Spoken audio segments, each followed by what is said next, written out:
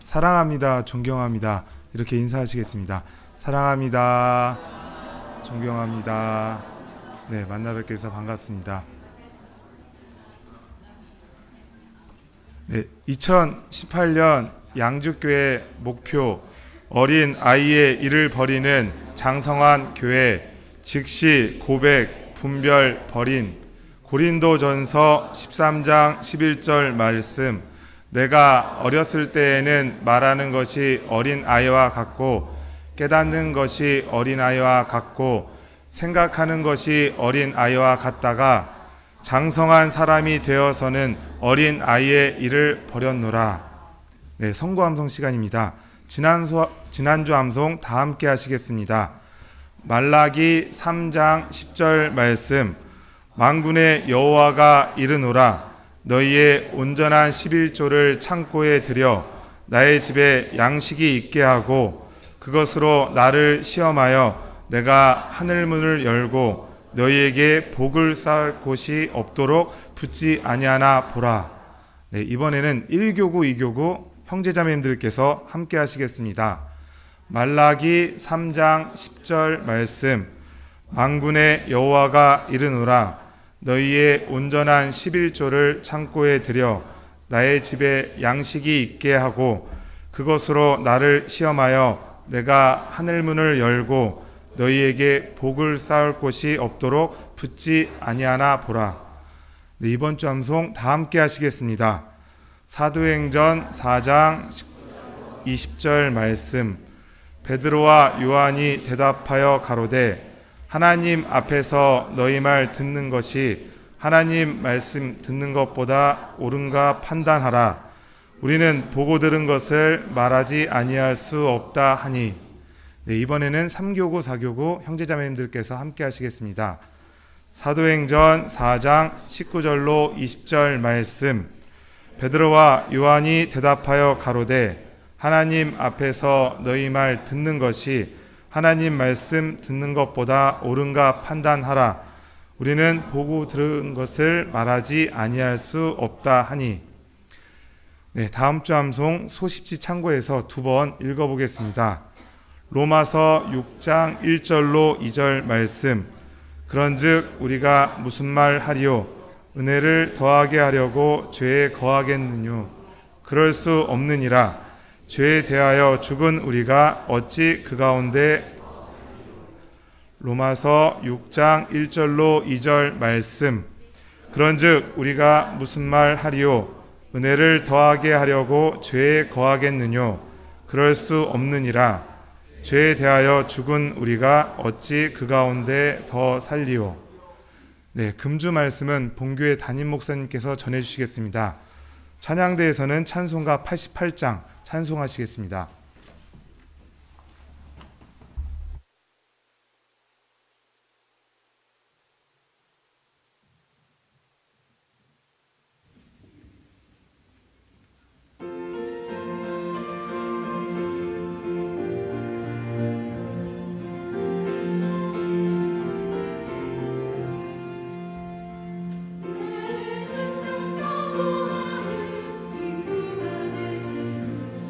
내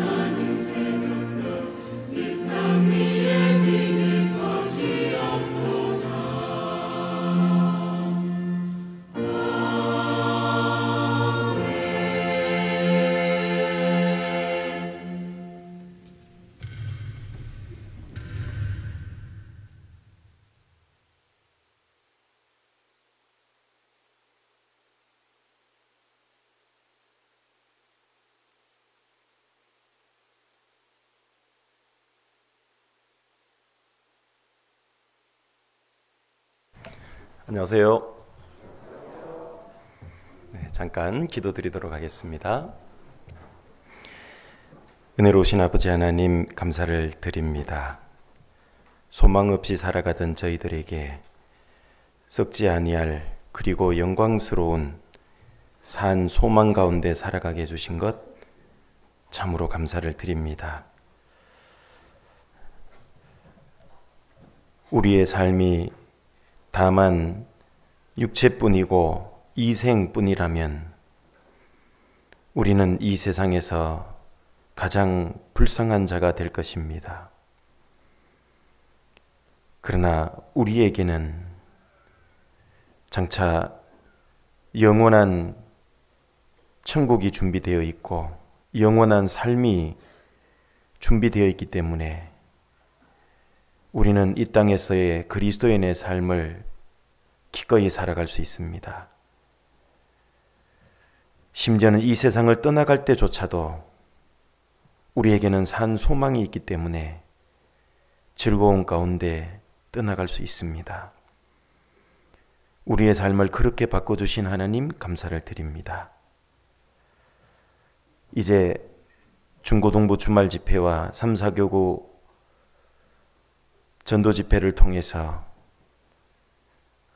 우리가 가지고 있는 이 산소망을 아직 갖지 못한 사람들에게 나누어 주려고 합니다. 주님께서 이 집회 가운데 함께 해 주셔서 천국의 소망을 갖지 못한 영혼들, 이 소망을 함께 가질 수 있도록 도와주옵소서. 이를 위해서 온 교회 식구들이 함께 기도하고 함께 전도하고 함께 봉사하는 가운데 10월에 계획되어 있는 이 두 번의 집회가 하나님을 참으로 기쁘시게 하며 저희에게는 영광이 되고 즐거움이 되는 소중한 집회가 될 수 있도록 도와주옵소서. 주일마다 이루어지고 있는 DVD 집회에도 주님 함께 해주시고 일주일마다 말씀을 듣는 영혼들 더 하나님께서 지혜도 더해 주시고 말씀도 열어주셔서 주님의 은혜의 복음을 꼭 깨달으실 수 있도록 인도해 주옵소서. 육신의 질병 가운데 고통받는 믿음의 식구들 계십니다. 주님 일일이 기억해 주시고 좀 더 강건한 몸으로 속히 회복되셔서 주님의 복음을 위해서 한 번 더 열심을 품고 살아갈 수 있는 은혜와 기회를 내려주시기를 원합니다. 오늘 주일을 맞이해서 저희들을 한자리에 불러 모아주신 주님 감사를 드립니다. 오늘 함께 배우는 말씀 듣고 잊어버리지 않도록 도와주시고 이 말씀을 통해서 모든 분들의 마음과 생각과 삶에 변화가 나타날 수 있도록 인도해 주옵소서. 우리를 사랑하시는 우리 구주 예수님 이름으로 기도드립니다. 아멘. 로마서 12장 15절을 같이 보시겠습니다.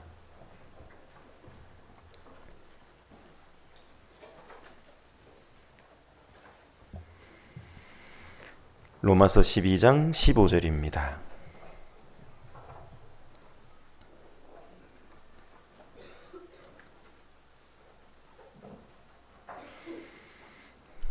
같이 한번 읽도록 하겠습니다. 즐거워하는 자들로 함께 즐거워하고 우는 자들로 함께 울라. 네. 원래 교회 목표대로 어린 아이의 일을 버리고 장성한 그리스도인이 잘 되어가고 있는지 모르겠습니다. 잘 되어가고 있으시죠? 네, 한 10분 정도 잘 되는 것 같습니다. 나머지 분도 물론 잘 되고 계시리라고 믿습니다. 대답을 안 하셨을 뿐이지. 구원받고 주님 앞에 갈 때까지 우리의 신앙은 날로 날로 성장하고 자라가야 됩니다. 어린아이가 태어났는데 자라지 못하고 있다면 이것은 본인에게도 큰 문제고 가족들에게도 큰 근심거리가 아닐 수 없죠. 한 사람이 구원을 받았다면 한 달이 지나고 1년이 지나고 10여 년이 지난다면 그 사람의 신앙은 성장하고 있는 것이 정상적인 겁니다. 그것이 무슨 특별한 일이 아니고 마땅히 그러해야 되는 겁니다. 올 초와 1월 달과 지금과는 분명히 신앙의 모습이 달라야 됩니다. 하나님이 창조해 놓으신 이 세상에 이 살아있는 생물들을 잘 보세요. 식물들도 자라가잖아요. 동물들도 자라가잖아요. 구원받은 그리스도인이 자라지 않는다는 것은 아주 심각한 문제가 있는 겁니다. 그런데 어떤 분은 변함없는 자기의 신앙에 문제의식을 못 느끼고 있는 분들이 있어요. 자, 그것은 아주 심각한 문제인 겁니다. 내 신앙이 성장하지 못하고 있는 부분이 있다면 정말 그것 때문에 이 마음을 찢는 심정으로 아파해야 되는 겁니다. 그리고 왜 자라지 않는지를 잘 생각을 해봐야 됩니다. 우리 4가지 키워드가 있잖아요. 왜 자라지 않을까? 자기를 즉시 바로 봐야 되는 겁니다. 바로 봐야 돼요. 다른 사람들은 이 아주 예리하게 말씀의 검을 들이대서 보려고 하면서 자기는 그냥 대충 적당히 보려고 하는 마음이 우리 속에는 있습니다. 바로 봐야 돼요. 그리고 나에게 부족한 게 무엇이 있다는 걸 알았다면 하나님 앞에 정직하게 인정하고 고백해야 됩니다. 다른 사람이 아닌 하나님 앞에 자기의 부족, 그 어린아이의 모습을 고백을 해야 되는 겁니다.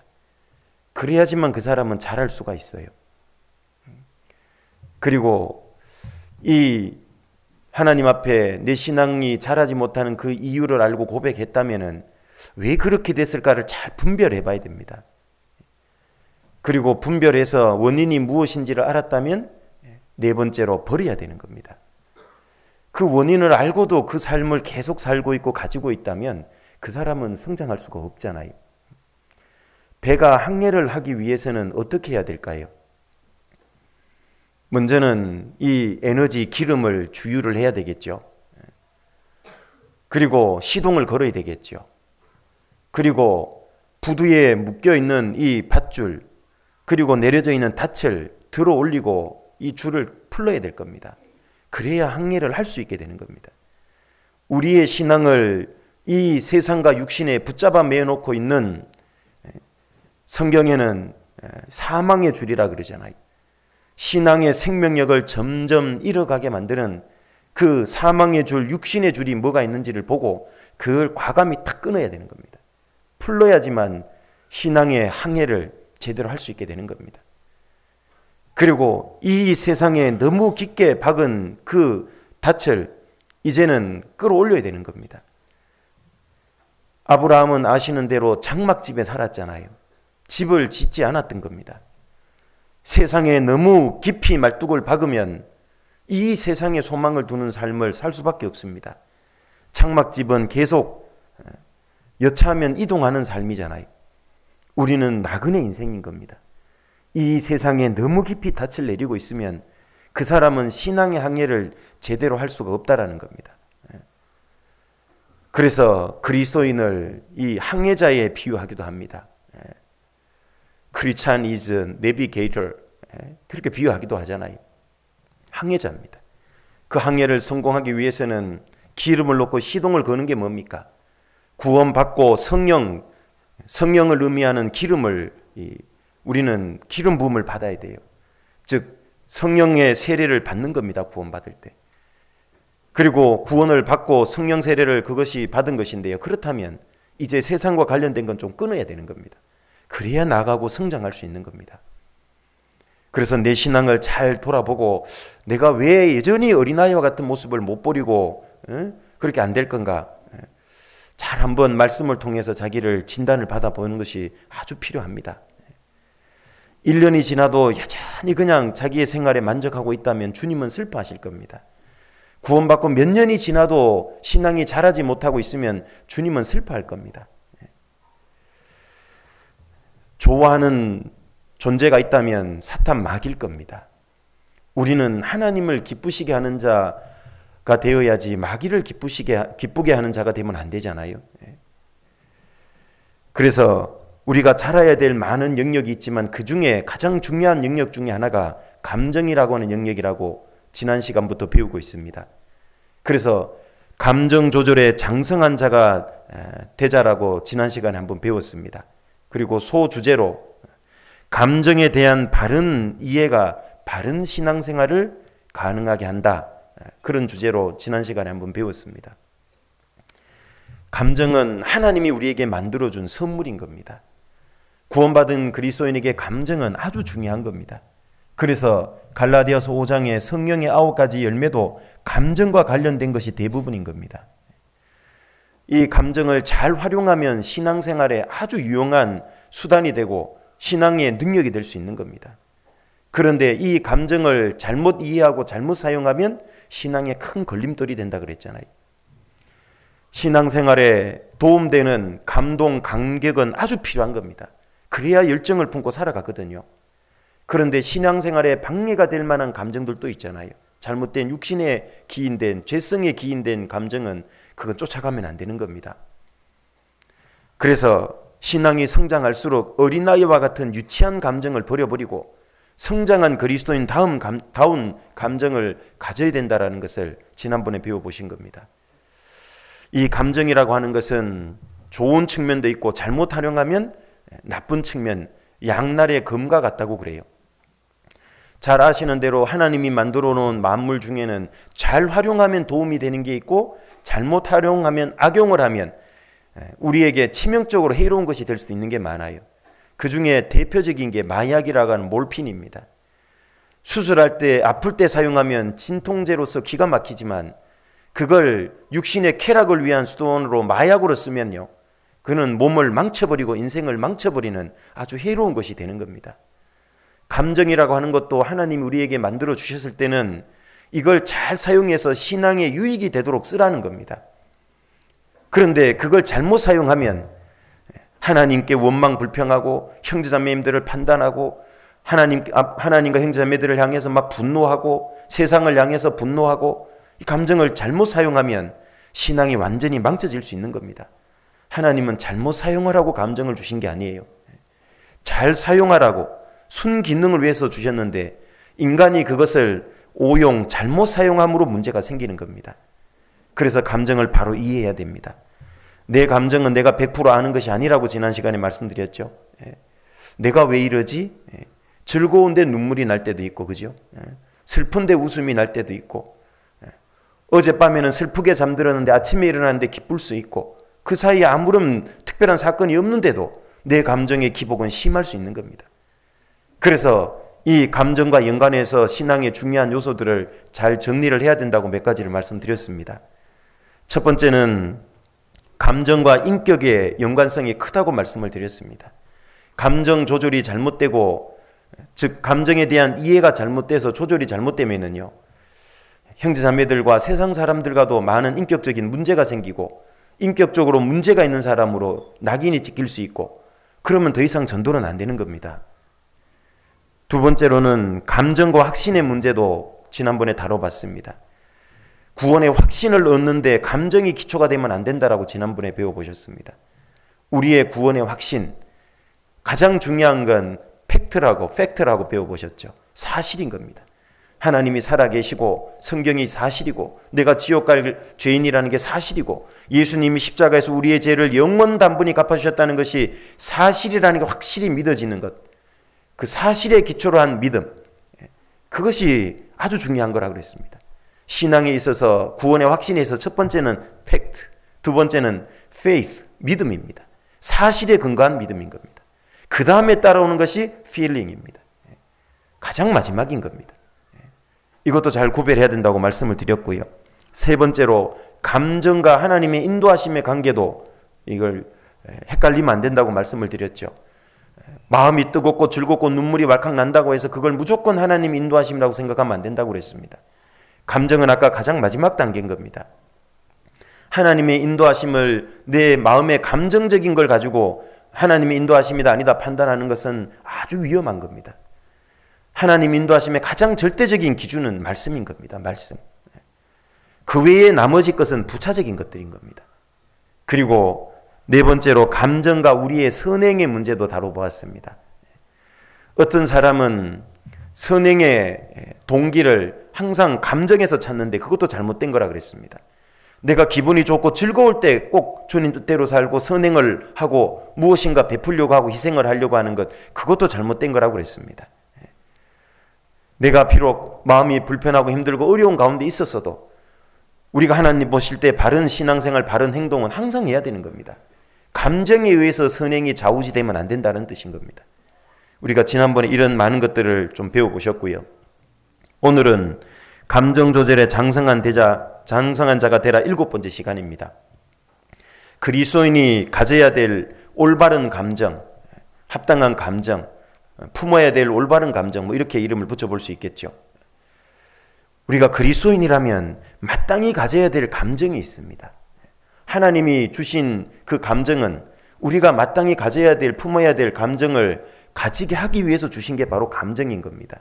이유 없이 주신 게 아닌 겁니다. 우리가 하나님 앞에 올바른 감정을 품기 위해서는요, 가장 중요한 게 뭐냐면 내 감정에 대해서 정직해야 된다라는 겁니다. 자기 감정에 대해서 정직하지 못한 사람은 하나님 앞에 올바른 감정을 품을 수가 없도록 되어 있는 겁니다. 자기의 감정을 속이는 경우가 많습니다. 그거는 악한 의도에서도 그럴 수도 있지만 본인 기준의 선한 의도에서도 감정을 속이는 경우가 되게 많습니다.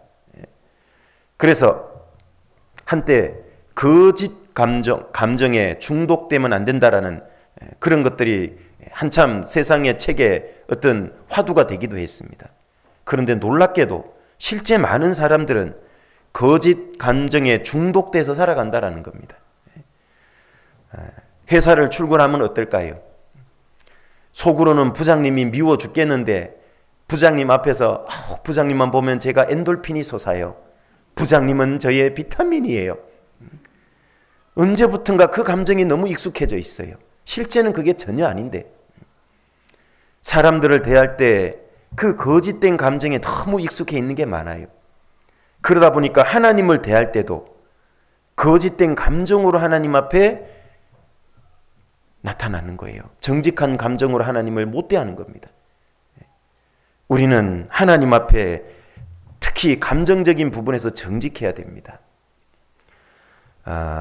갈라디아서 6장으로 한번 가보겠습니다. 6장 7절입니다.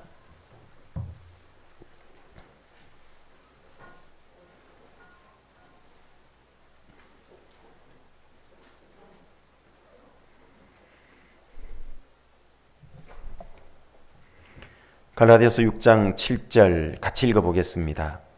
스스로 속이지 말라. 하나님은 만물이 여김을 받지 아니하시나니 사람이 무엇으로 심든지 그대로 거두리라. 특히 이 부분은 감정에 있어서도 한번 묵상해 보아야 될 말씀인 겁니다. 스스로 속이지 말라. 하나님 앞에 자기의 감정을 속이면 안 되는 겁니다. 위선적이고 가식적인 감정을 가지고 하나님을 대하는 것은 하나님을 만홀히 여기는 겁니다. 하나님을 모독하는 겁니다. 대표적인 감정이 속이는 감정이 어떤 게 있을까요? 어떤 형제자매들이 미워 죽겠는데 자기는 그런 감정이 전혀 없는 것처럼 하나님 앞에 평온한 것처럼 나가요. 말씀을 읽을 때도 기도할 때도 내 속에 정말 하나님이 증오하는 감정이 있음에도 불구하고 하나님 앞에 그 감정을 딱 속이고 나가는 겁니다. 어떤 사람은 그것이 너무 오래 습관화돼서 문제인식을 전혀 느끼지 못하고 있는 경우도 많다라는 겁니다. 안타까운 것은요, 그런 감정이 잘 모르는 제3자에게 가지고 있는 감정이 아니라 가장 가까운 가족들, 가장 가까운 형제 자매들에게 그런 감정을 품고 있고 하나님께 나간다라는 사실입니다. 여러분들 마음속에 혹시 누군가가 용서되고 있지 않다면, 누구를 미워하는 감정이 있다면 그 누군가가 누군지 지금 이 시간 한번 생각해 보세요. 길 가다가 우연히 만나는 제3자일까요? 아닙니다. 가장 가까운 가장 사랑해야 될 가족일 수 있는 겁니다. 가장 사랑해야 될 형제 자매일 수 있어요. 그죠? 가장 사랑해야 될 사람을 아이러니하게도 가장 미워하는 감정을 갖고 하나님 앞에 죄의식, 하나님 앞에 정말 자기의 그런 부족한 모습을 전혀 인식하지 못하고 하나님 앞에 딱 나가고 있을 수 있다니까요. 그 삶을 너무 오래 살고 있을 수도 있다니까요. 참 그런 그리스도인은 불쌍하고 안타까운 그리스도인인 겁니다. 스스로 속이지 말라. 하나님은 만홀히 여김을 받지 않는 분입니다. 이 세상 사람은 그렇게 속이고 거짓 감정으로 나가면 속일 수 있습니다. 그러나 하나님은 절대 못 속입니다. 하나님 앞에 자기의 감정을 스스로 속이는 사람은 정직하지 못한 사람입니다. 그 사람은 하나님 앞에 올바른 신앙생활을 할 수 없는 사람입니다. 하나님 앞에 바르게 쓰임받을 수 없는 사람입니다. 마치 부모 앞에 그 어린아이가 그 자기의 거짓 잘못된 걸 속이고 아닌 것처럼 하지만 부모는 이미 그걸 다 꿰뚫어 보고 있잖아요. 그 잘못을 다 알고 있잖아요. 어쩌면 우리의 모습이 마치 그 부모 앞에 자기의 거짓을 속이고 나가는 어린아이와 같은 그런 모습일 수 있는 거예요. 하나님은 다 알고 계시거든요. 다 보고 있습니다. 내 신앙이 왜 자라지 못할까? 감정적으로 성숙되지 못할까? 그 가장 근본적인 이유가 어떻게 보면 하나님 앞에 정직하지 못한 감정 때문일 수 있어요. 자기의 부족하지만 누구를 미워하고 판단이 되고 심지어는 누구를 막 죽이고 싶은 그런 감정이 있더라도 그걸 정직하게 고백하고 내놓을 필요가 있습니다. 그 사람이 고침을 받고 치료를 받을 수 있고 결과적으로 사람과 하나님의 관계가 회복될 수 있다는 겁니다. 그런데 그 감정이 정직하지 못한 사람은요, 사람과의 관계도 하나님하고 관계도 올바르게 회복될 수 없습니다. 왜? 그 사이에 거짓된 감정이 끼어 있거든요. 그게 계속 걸림돌이 되거든요. 사람이 무엇으로 심든지 그대로 거둔다 그랬잖아요. 하나님 앞에 거짓된 감정으로 신앙생활하면요, 그걸 심어봐야 뭘 거두겠어요? 거짓된 삶밖에 거둘 게 없는 겁니다. 그렇겠죠? 우리는 하나님 앞에 정직해야 됩니다. 죄 때문에 괴롭습니까? 고통받고 아픕니까? 그걸 하나님께 내놓으세요. 하나님은 그 기도를, 그 모습을 듣고 보기를 원하십니다. 하나님은 완벽한 자를 쓰신 게 아니라 정직한 자를 써오셨습니다. 성경은 늘 그 말씀을 하고 있잖아요. 가장 속이기 쉬운 게 뭐냐면 자기 감정이에요. 왜? 사람들에게 잘 안 들키거든요. 자기의 행동은 들키기 쉽잖아요. 본 사람이 있으면. 그런데 감정은 내 속에서 주로 이루어지는 것들이 많기 때문에요. 속이기가 아주 쉬운 영역인 겁니다. 우리 시대에 감정 조절 장애를 겪는 사람이 아주 많습니다. 그래서 과거 어떤 시대보다도 정신과가 가장 호황을 누리는 시대라고 그러잖아요. 옛날에 의사 전공을 하는데 정신과 전공한다면 다 대부분 아예 도시락 싸들고 다니면서 말렸다잖아요. 너 굶어 죽을라 그러냐? 그 많은 돈 들이고 의학을 공부해서 무슨 정신과 의사야? 그런데 지금은요, 돈 벌려면 정신과 의사 하라잖아요. 얼마나 간단해요. 무슨 배 째일 일이 있습니까? 꿰맬 일이 있습니까? 앉아갖고 말 몇 마디 해주면 되거든요. 그런데 돈은 엄청나게 벌어요. 왜 그럴까? 고객 수가 많아져서 그런 거예요. 그리고 고객 중에도 상태가 심한 사람이 많아지는 거예요. 그러니까 환자 수도 많은 데다가 환자의 상태가 심각한 사람도 많으니까요. 이게 호황을 누리는 겁니다. 우리 시대에 이런 감정조절 장애에 겪는 정신과적 질환이 뭡니까? 많죠. 무슨 이 분노 조절 장애도 있죠. 폭력 증후군도 있죠. 막 화내면서 막 행동을 옮기는 것도 있죠. 무슨 신경이 과민한 사람들도 많죠. 무슨 틱 장애, ADHD 장애, 상황 판단 장애, 조울증, 우울증, 조울증 많죠. 이게 감정과 관련된 많은 질병들인 겁니다. 육체적인 질병만 질병이 아니라 정신적인 질병도 똑같이 질병인 겁니다. 옛날에는 그걸 감췄지만 그럴 필요 없습니다. 그것도 질병입니다. 감기 들면 약 먹는 것처럼 마음의 감기가 든 거죠. 약 먹고 치료하면 되는 겁니다.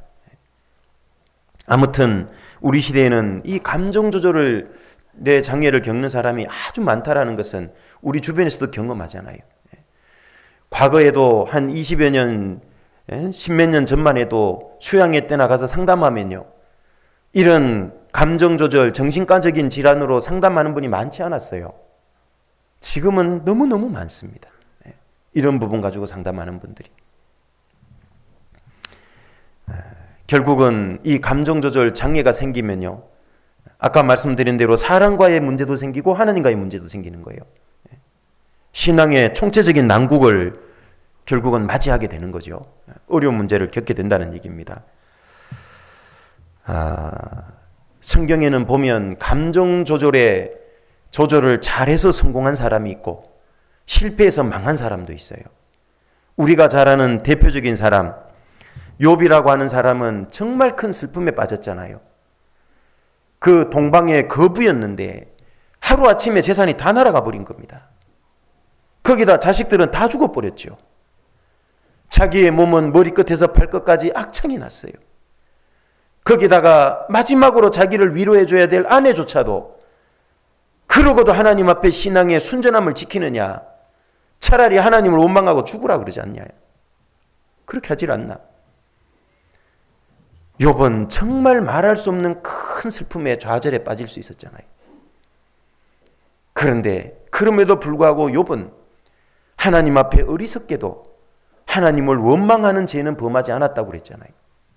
너무 힘들고 어려워서 내 속에서 푸념도 나오고 탄식도 나왔지만은요, 그러나 그 이상 달려간 건 아니다 그 말이에요. 조절을 잘한 겁니다. 그리고 하나님 앞에 자기 신앙을 끝까지 잘 지켜냈잖아요. 힘들고 어려워서 푸념도 나오고 탄식도 나왔지만 그러나 하나님 앞에서 그래도 자기 신앙을 지킨 거예요. 그래서 결국은 어떻게 됩니까? 처음에는 하나님께서요, 그 욥의 친구를 통해서 돌이켜 보려고 했지만은 안 되잖아요. 마지막에 하나님이 직접 나타나셨잖아요. 그리고 그 욥의 고난과 어려움이 왜 왔는지를 하나님이 자신이 어떤 분이라는 걸 드러내 보여주신 겁니다. 욥의 고난이 왜 왔는지를 직접적으로 하나님은 설명하지 않았습니다. 그죠? 욥아, 너의 신앙이 순전하고 좋은데 너의 신앙을 더 정금처럼 만들려고 했다, 뭐 이런 얘기한 게 아니죠. 하나님은 오히려 그 욥에게 자기가 어떤 분이라는 걸 증명해주고 보여준 겁니다. 하나님은 우주 만물을 만든 전지전능한 창조주라는 것을 욥기를 통해서 쫙 말씀해 주잖아요. 누가 이 지구의 크기, 달의 크기를 정했는지 너 아느냐 욥아? 누가 이 별들의 거리를 띄워놨는지 너 아느냐 욥아? 하나님께서 창조주라는 것을 욥에게 쭉 얘기하니까요, 욥이 드디어 깨닫죠. 아, 그렇구나.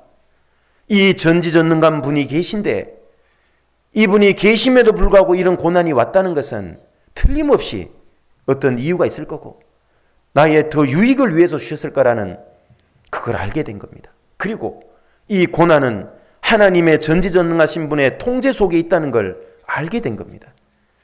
하나님은 그걸 욥이 알기를 원했던 거예요. 그래서 욥은 이제 자기 입을 막는다고 그랬어요. 더 이상 하나님 앞에 푸념이나 탄식을 하지 않은 겁니다. 그리고 욥은 갑절의 축복을 받는 겁니다. 우리도 마찬가지입니다. 구원받고 한 번의 감정 조절을 잘하는 사람은 없습니다. 때로는 푸념도 나오고 때로는 탄식도 나오고 때로는 신앙의 감정 조절 잘못해서 위기도 겪지만 그러나 교제 가운데 있으면서 하나님 앞에 자기 위치를 그래도 지키면요, 결국 하나님이 그거 해결해 주신다 그 말이에요. 회복시켜 주신다 그 말입니다. 그 감정을 극복할 수 있게 해주신다 그 말이에요. 또 잘하시는 요나도 있죠. 이 구약의 일종의 최초의 선교사잖아요. 요나. 이 요나도 오늘날로 말하면요, 분노 조절 장애를 앓는 좀 환자예요, 환자. 그렇죠. 또 이 신경질적인 사람의 대표적인 모습이에요. 그러면 하나님이 그런 요나의 성품을 몰라서 선지자로서 들어섰을까요? 니느웨 가서 전도하라 그랬을까요? 다 알았습니다. 그런데 왜 들어섰을까요? 그런 요나를. 성질 잘 내고, 요즘로 말하면 성질 더럽다 그러잖아요, 그런 사람들. 가까이 하기 싫잖아요. 심지어는 부부를 할지라도 막 신경질 자주 내면은요, 가까이 하고 싶어요, 안 하고 싶어요? 왠지 자꾸 말 걸기 싫잖아요. 그 신경질적이고 성질 잘 내는 그 요나를 왜 하나님이 들었었을까요? 하나님은 요나도 사랑하시거든요. 요나의 선지자의 그 사역을 통해서 요나를 하나님의 선지자로서 점점 더 다듬어 가기를 원하시거든요. 하나님은 부족하다고 버리는 게 아니잖아요. 감정 조절에 미숙하고 부족하더라도 하나님은 그 사람을 다듬어 쓰는 겁니다. 어떨 때 하나님께 잘 이 다듬어지는 은혜를 받을까? 때로는 불평하고 짜증 내더라도요, 그래도 그 위치 지키고 묵묵히 가는 사람, 그리고 솔직히 자기의 감정을 하나님께 고백하는 사람, 정직하는 사람, 요나처럼 그 사람이 결국 고침 받는 거예요. 요나의 성질머리를 잠깐 확인해 보겠습니다. 요나서 4장으로 가보겠습니다.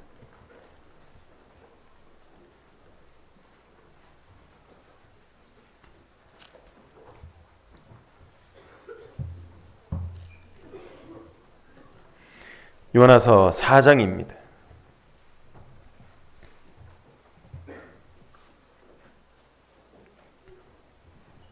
구약 1289페이지 전후해서 보시면 되겠습니다.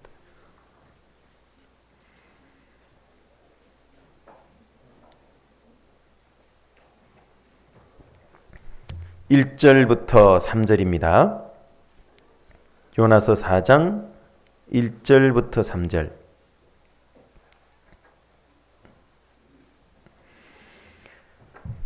요나가 심히 싫어하고 노하여 여호와께 기도하여 가로되, 여호와여, 내가 고국에 있을 때에 이러하겠다고 말씀하지 아니하였나이까?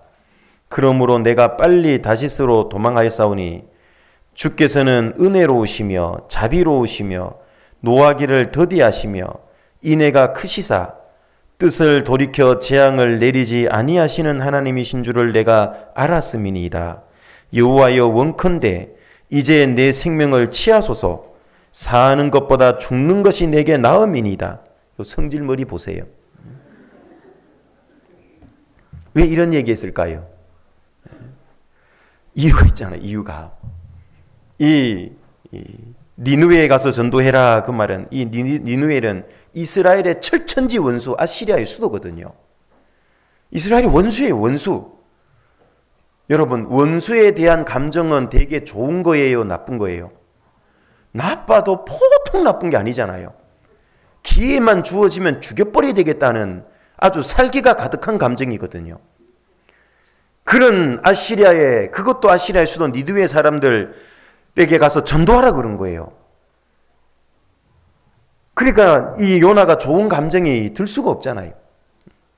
그리고 하나님이 그렇게 전도하라고 했을 때는 틀림없이 전도하면 하나님은 2절에 있는 말씀처럼요, 은혜롭고 자비롭고 노하기를 더디하고 인애가 크고 그런 분이니까 틀림없이 그 사람들이 아마 돌이킬 것 같으니까요. 니느웨가 그걸 하기 니느웨 가서 전도하기를 싫었던 거예요, 요나가. 왜? 가면 그 사람도 돌이킬 것 같거든. 뭔가 낌새가 딱 느껴지잖아요. 하나님이 그 니느웨 가서 전도라고 할 때는 이유 없이 하는 게 아니잖아요, 그죠? 분명히 그 사람들이 돌이킬 것 같거든요. 그 자기가 그걸 알았다 그 말이에요. 눈치챘다 그 말이에요. 그래서 내가 다시스로 도망간 거라고. 그거 하기 싫어가지고. 그런데 아니나 다를까요? 3장 4절에 보면은요, 요나가 니느웨 성에 들어가서요, 하룻길을 전도했어요. 하룻길. 그런데 이 성은 얼마나 크냐 하면 3장 3절에 보면 사흘길이에요. 성이 얼마나 컸는지 걸어가면 사흘길 걸린대요. 그런데 사흘길 걸리는 니느웨 성에 가서 전도를 하룻길 행해서 했다. 그 말은 전도 어떻게 했다는 거예요? 대충 되는 대로 적당히. 그래서 앞으로 40일이 지나면 니느웨가 무너집니다. 하나님이 무너질 거라고 합니다. 그래서 회개해야 됩니다. 니느웨 사람들 제발 돌이키십시오. 이렇게 간절히 전도했을까요? 예? 이렇게 간절히 전도했을까요? No. 앞으로 40일 있으면 망한다고 그러더라. 알아서 해. 대충 전도했을 거예요. 그런데 놀라운 건요, 요나는 대충 전했는데 니느웨 사람들이 왕부터 백성까지 다 돌이킨 거예요. 이게 12만 명이 다 돌이켰어. 그러니까 요나가 성질 나요, 안 나요? 이거 다 멸망받아 죽어야 되는데 우리의 원수인데, 아니 돌이켜서 해결을 해버리니까 요나가 성질이 난 거예요. 아니 성질 내야 돼요, 기뻐해야 돼요? 그리스도인은 육신의 감정으로 원수 갚는 사람들이 아니에요. 하나님의 은혜의 복음과 사랑으로 원수를 갚는 사람들이 그리스도인이잖아요. 맞습니까? 그게 제대로 원수 갚는 거잖아요. 육신으로 원수 갚는 건 원수 갚는 게 아닌 겁니다, 그게. 그래서 해놓고 이제 성질이 난 거예요. 그랬더니만 4장 4절로 가보세요. 여호와께서 이르시되 너의 썩냄이 어찌 합당하냐 하시니라. 참, 하나님은 요나에 대해서 오래 참으시잖아요, 그죠?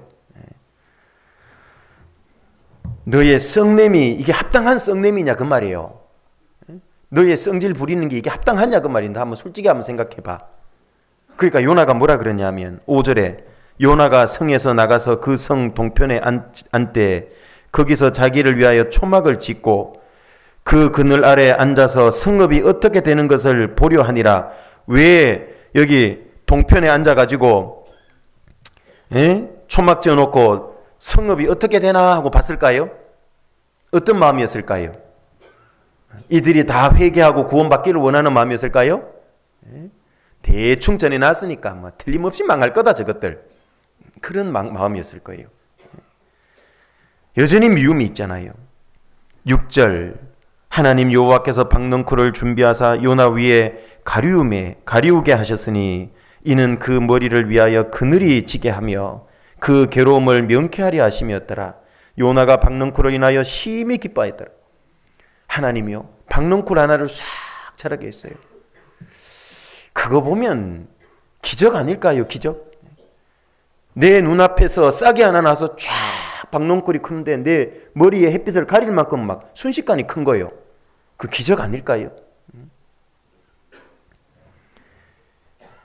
그랬더니만 7절 하나님이 벌레를 또 준비를 했어요. 벌레 한 마리를. 벌레를 준비하사 이튿날 새벽에 그 박넝쿨을 씹게 하심에 곧 시드니라. 해가 뜰 때에 하나님이 뜨거운 동풍을 준비하셨고 해는 요나의 머리에 쬐매 요나가 흥곤하여 스스로 죽기를 구하여 가로되 사는 것보다 죽는 것이 내게 나으니이다. 또 뭐라고 얘기합니까? 3절처럼 차라리 나를 죽여주시옵소서. 너무 뜨겁다 이 말이에요. 막 정신이 하나도 없는 거예요. 뜨거운 햇볕이 막 쫙 내려지니까요, 죽을 것 같은 거예요. 왜 그럴까요? 아니 그거 좀 내리쬐다고 죽을 것 같아요? 속에는 성질이 나와서 불덩어리가 하나 있잖아요. 예? 위에서는 햇볕 내리쬐잖아요. 가끔 그런 거 있잖아요. 내가 마음이 평온할 때 햇볕이 뜨거운 건 문제가 별로 안 돼요. 그죠? 견딜만 해요. 예? 그런데 마음이 너무 불편하고 열불나 죽겠는데 햇볕까지 뜨거워 봐요. 뭐라 그래요? 햇볕도 마음에 안 드네 그냥. 이렇게 되잖아 이게. 이게 성질이 엎친 데 덕친 거예요 지금. 그러니까 죽는 게 낫겠다는 거예요. 그러면서 9절 뒷부분에 보면요. 9절을 보시면요. 9절. 하나님이 요나에게 이르시되 네가 이 박넝쿨을 인하여 성냄이 없지 합당하냐. 같이 읽겠습니다. 그가 대답하되 내가 성내어 죽기까지 할지라도 합당하니이다. 이거는 또 무슨 심보예요? 내가 성내 갖고 까무라쳐 죽을 정도 돼도 이건 합당해요, 주님, 하나님. 성질을 있는 대로 다 부리고 있잖아요. 야, 참 선지자로서 어때요? 수준이 죄송합니다, 바닥이지 뭐. 야, 그런데도 보세요. 하나님은 이 요나를 들어가지고 선지자로 쓰고 결국 박넝쿨을 통해서 니도 이 박넝쿨 하나 아꼈지 않냐. 그런데 이 니느웨 성에는 좌우를 분별하지 못하는 사람이 12만 명이나 있다. 내가 이걸 아끼는 것이 너무 당연한 거 아니냐. 이 요나를 깨우치고 있잖아요. 요나는 큰 걸 깨달았을 거예요. 그렇죠? 이 요나의 부족을 쭉 보면서요, 우리는 뭐를 발견할 수 있습니까? 이 요나가 바로 나라는 거죠. 나예요, 나. 우리가 구원받고 주님 앞에 갈 때까지의 이 나의 모습인 거예요. 그렇지 않을까요? 신앙이 어릴 때는 조금만 힘들고 어려워도 어때요? 원망과 불평이 입에서 막 쏟아져 나오잖아요. 맞지요? 구원받고 신앙생활 좀 하다 핍박과 어려움의 미속에서 어떤 감정이 밀려와요. 괜히 구원받았다가지고 그냥 성질이 올라오는 거예요. 괜히 구원받았다고. 그러면 구원 취소해버릴까요, 그걸? 그러면 안 되잖아요. 이 올라올 때 많잖아요, 그죠? 내가 구원만 안 받았어도 한바탕 할 것인데 그냥 막 쏘매 겉에 붙이고. 그럴 때 있잖아요, 억울할 때. 그럼 그게 잘못된 걸까요? 어리면 그런 게 나와요. 요나도 쭉 거쳐가면서 어떻게 됩니까? 바뀌잖아요. 깨닫게 되잖아요. 이건 우리에게 굉장히 위로가 되는 그런 선지자입니다. 우리도 어떻습니까? 하나님 앞에 변화가 돼요. 저는 개인적으로 이 요나의 모습을 보면서요, 요나가 참 부족했지만 그래도 한 가지 잘한 건 하나님 앞에 자기의 감정에 대해서 정직했다는 사실입니다. 속이지 않았다는 사실이에요. 저는 이것이 굉장히 공감이 됐어요. 이게 중요하다고 저는 생각이 들어요. 여러분들은 어떻습니까? 내가 신앙에 실패하고 잘못하고 부족하고 허물이 드러났고 그랬을 때 정직하게 내 잘못이라고 하나님께 고백합니까? 아니면 누구를 탓하고 상황을 탓하고 있는 건 아닙니까? 그건 감정을 속이는 것일 수 있습니다. 우리는 정직해 볼 필요가 있습니다. 그러면 그 사람은 고침받을 기회가 여전히 있는 사람이에요. 우리의 감정을 속이지 말자. 저는 이렇게 말씀드리고 싶어요. 그리고 또 한 사람, 다윗. 다윗도 어떻습니까? 대부분 정말 신앙생활 너무 잘한 사람, 하나님 마음에 합한 자라고 했던 사람, 그런 다윗도 하나님 앞에 결정적인 신앙의 오점이 있었잖아요. 잘못 부족이 있었잖아요. 자기 부하 우리아의 아내를 범하고 그걸 숨기기 위해서 살인죄까지 저질렀잖아요. 그걸 한참 동안 숨겼잖아요. 이 자기의 마음속에는 어떤 감정이 올라왔을까요? 하나님이 두려워하는 감정이 안 올라왔을까요? 수시로 올라왔을 겁니다. 그 다윗의 여태까지의 신앙의 모습을 보면 하나님을 철저히 배운 사람이잖아요. 죄악은 반드시 심판하는 분이라는 걸 알았잖아요. 그런 자기가 그 죄, 간음죄와 살인죄를 지금 근 1년 가까이 덮고 있잖아요. 그죠? 그걸 쫙 덮고 있는 거예요. 그때 어떤 마음이 올라왔을까요? 하나님 앞에 불안감, 두려움감 안 올라왔겠냐 그 말이에요.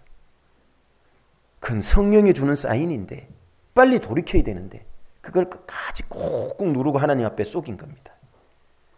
성령이 주시는 회에 대해서, 죄에 대해서 회개케 하는 찔림에 대한 감정을 끝까지 억누리고 쏟긴 겁니다. 하나님은 우리가 죄를 지을 때요, 마음의 평강을 깨버립니다. 그게 1차 징계라고 그러잖아요. 두려운 마음이 들죠. 불안한 마음이 들죠. 그런 감정이 들 때는요, 빨리 돌이켜 봐야 됩니다. 내가 뭐가 잘못됐는지. 근데 다윗은 그걸 꾹꾹 억누르고 있었던 겁니다. 속인 거죠, 하나님 앞에. 하나님이 하지 말라는 것을, 말씀이 하지 말라는 걸 알고도요, 어떤 일을 하고 어떤 잘못된 취미, 습관들을 가지고 있으면요, 그게 두려운 거예요. 불안한 거예요, 그걸 하면. 심지어는 어떤 분은 내가 요거 계속 하다가는 하나님 앞에 혼나지 싶다, 징계 맞지 싶다, 그거 알고도 계속 하는 분이 있다고. 그게 감정을 속이는 겁니다. 하나님한테. 정직하지 못한 거예요. 그런데 다윗은 나단 선지자가 와서 탁 책망할 때 어떻게 했습니까? 더 이상 그런 거짓된 그런 감정을 속이는 일을 하지 않았던 거예요. 하나님 앞에 정직히 고백하고 인정했던 겁니다. 그게 원래 다윗이 사는 길이었어요. 그래서 결국은 나단 선지자가 와서 자기를 책망할 때에 그 책망함을 듣고 돌이키고 시편 51편을 기록을 했죠. 51편으로 가보겠습니다.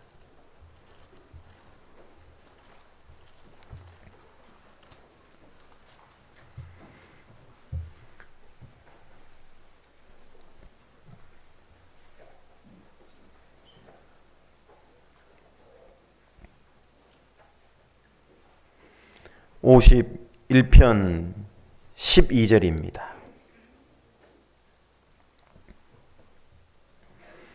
같이 읽겠습니다. 주의 구원의 즐거움을 내게 회복시키시고 자원하는 심령을 주사 나를 붙드소서.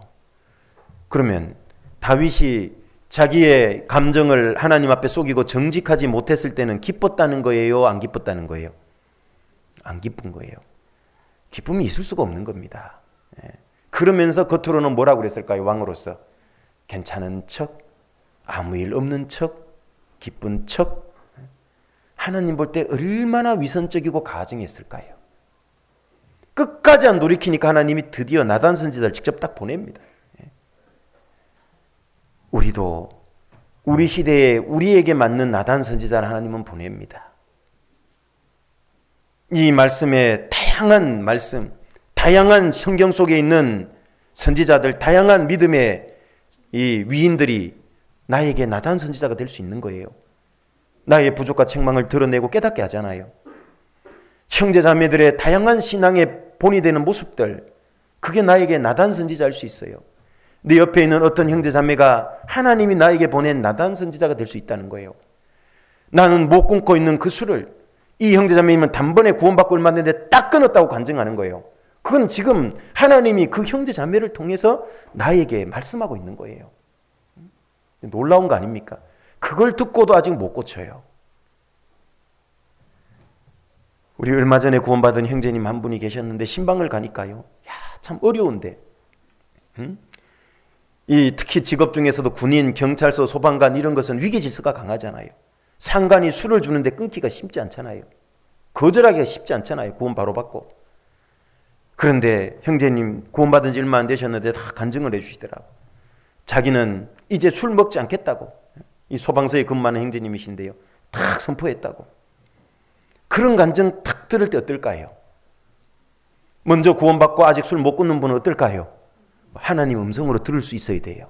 그게 성경에 들을 게 있는 자인 겁니다. 그거 못 듣는 사람은 변화 빨리 안 되는 겁니다. 오늘 저 형제님이 나의 나단 선지자구나. 하나님이 보낸 나단 선지자다. 그걸 빨리 깨달을 수 있어야 돼요. 그죠?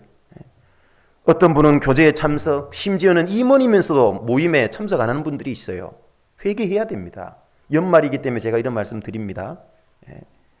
도대체 왜 참석 안 하는지 모르겠어요. 참석해야 됩니다. 구원받고 얼마 안 된 분은 심지어는 저녁에 근무를 들어가는데도요. 봉사에 야외 교제에 왔다가 피곤하지만 또 가시더라고. 구원받은 지 얼마 안 된 분. 아까 이분이 그분이에요. 같은 분이에요. 대단한 분이에요. 그런데 좀 피곤하다고 귀찮다고 안 간다면 먼저 구원받은 분은 그런 분들의 모습을 통해서 자기에게 말씀하는 하나님의 나단 선지자라는 걸 빨리 깨달아야 돼요. 아닐까요? 제가 오버한 겁니까? 네, 아닙니다. 우리는 말씀을 통해서 형제자매들의 신앙의 모습, 간증을 통해서 많은 이 시대에 하나님이 보낸 나단 선지자를 우리는 만나는 겁니다. 하나님의 은혜입니다. 은혜. 하나님은 다윗에게는 한 명의 나단 선지자면 좋겠던 거예요. 왜? 한 명에도 바뀌거든요. 다윗은. 그런데 나는요. 어떻게 보면 수많은 나단 선지자를 지금 보내고 있는데 아직도 안 바뀔 수도 있잖아요. 어떻게 생각하십니까? 제가 좀 심한 겁니까? 네, 그렇죠. 잘 보세요. 나에게 도전을 주는 상황들, 사람들, 말씀들, 기도 가운데도 그 마음을 주실 수 있어요. 하나님이 보낸 이 시대에 나를 위한, 나에게 꼭 맞춤한 나단 선지자예요. 다윗은 그때 안 거예요. 다 꼬꾸라진 거예요. 정말 내가 죄를 덮고 숨겼고 하나님께 회개하고 돌이켜야 될 그 감정을 억누리고 있을 때, 정직하지 못했을 때 나는 결코 행복하지 못했구나. 나는 결코 즐거웠지 못했구나. 구원의 즐거움이 사라졌구나. 깨달은 거예요. 그리고 그 나단 선지자의 음성을 듣고 탁 꼬꾸라졌어요. 왕임에도 불구하고. 다윗이 교만했다면 뭐라 그럴까요? 나단 선지자 저놈의 목을 쳐라! 그럴 거 아니에요. 감히 왕의 허물을 들춰내? 네가 봤어? 이러면 이제 이거 답이 없잖아, 이게. 그런데 다윗은 그러지 않았잖아요. 남주전. 그리고 하나님께 나왔어요. 하나님께 나와서 12절처럼 주의 구원의 즐거움을 내게 회복시키시고 자원하는 심령을 주사 나를 붙드소서. 하나님 제발 이렇게 회복시켜 달라고. 제발 구원의 즐거움 좀 회복시켜 달라고. 이게 정직한 탄식이면서 고백인 겁니다. 우리는 이게 필요해요. 우리는 죄 가운데 있고 마음으로 음란한 죄 짓고 간음죄 짓고 있음에도 불구하고요. 실제 삶 가운데도 슬쩍슬쩍 이런 죄를 짓고 있음에도 불구하고 하나님께 이런 마음에 통렬한 돌이킴이 없는 거예요. 그래서 어떻게 보면 하나님의 그 위로도 경험 못하고 회복시켜주는 즐거움도 경험 못하고 무미건조하고 단조로운 삶을 지금도 어떻게 보면 그래서 살고 있는지도 몰라요. 내 신앙이 정말 즐겁고 뜨겁고 기쁘고 하나님의 능력을 체험하는 삶이 되기 위해서는 하나님 앞에 정직해야 됩니다. 7절로 가보셔요. 6절로 가보세요. 6절. 중심에 진실함을 주께서 원하시오니 내 속에 지혜를 알게 하시리이다. 하나님은 원하는 게 뭐냐? 진실함이에요. 진실함. 정직인 겁니다. 참된 겁니다. 하나님은 그걸 원하는 거예요.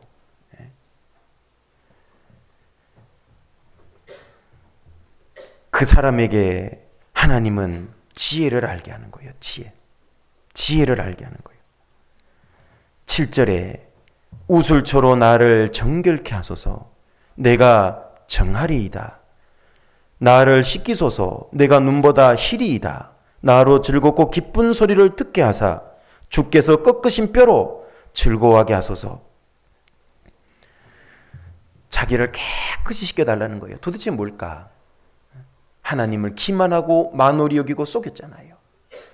끝까지 덮으려고 그랬잖아요. 자기 속에서의 그 성신의 죄에 대한 회개와 돌이킴도 무시했잖아요. 자기가 너무 잘 알거든요. 그래서 그거 회복시켜달라고 정직히 고백하는 거예요. 정직히. 그러면서 17절입니다. 하나님의 구하시는 제사는 뭐죠? 짐승 잡아 바치는 게 아니에요. 하나님이 정말 원하시는 제사는 뭐냐? 상한 심령이에요. 정말 자기 죄 때문에 아파하고 돌이키는, 통회하는, 하나님은 그걸 원하세요. 그 사람은 회복되고 성장할 수 있는 사람. 그걸 하지 않는 사람은 여전히 육신에 속한 어린아이. 어린아이는 자기의 육신의 욕구대로 움직이잖아요. 자기의 감정에 치우치잖아요.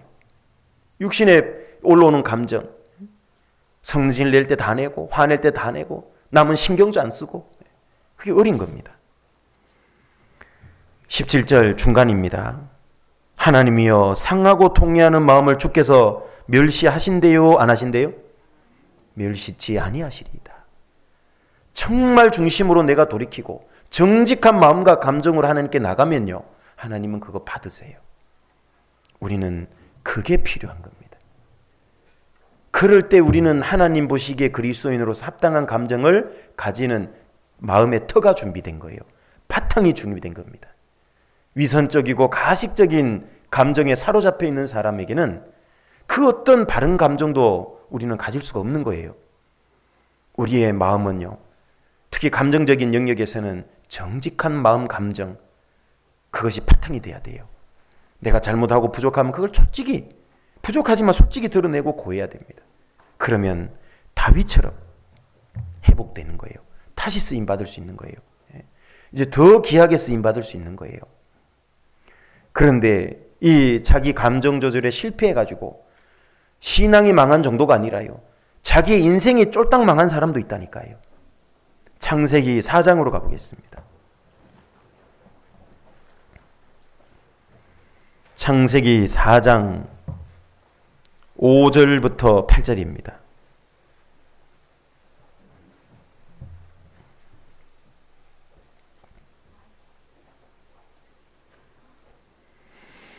창세기 4장 5절부터 8절입니다.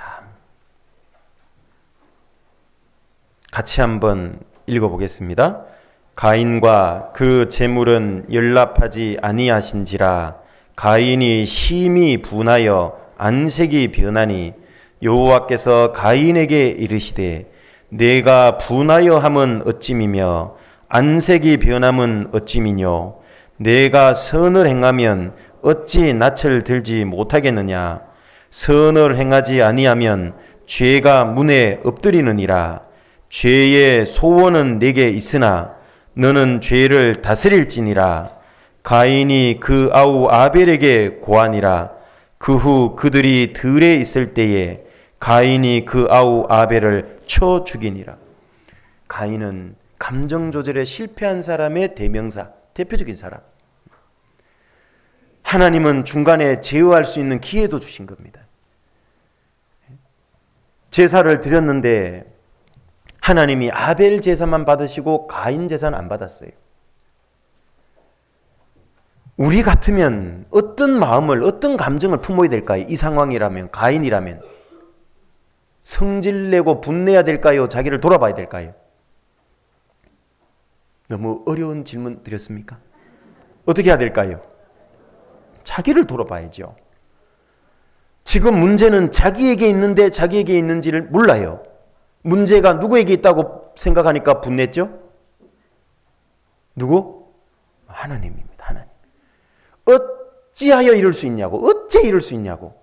왜 내 거는 안 받고 가인 것, 아벨 것만 받냐고. 여기에 성질난 겁니다. 방향을 잡아도 한참 잘못 잡은 거죠. 원인을 잘못 찾은 거예요. 지금 하나님께 문제가 있는 거 아니잖아요.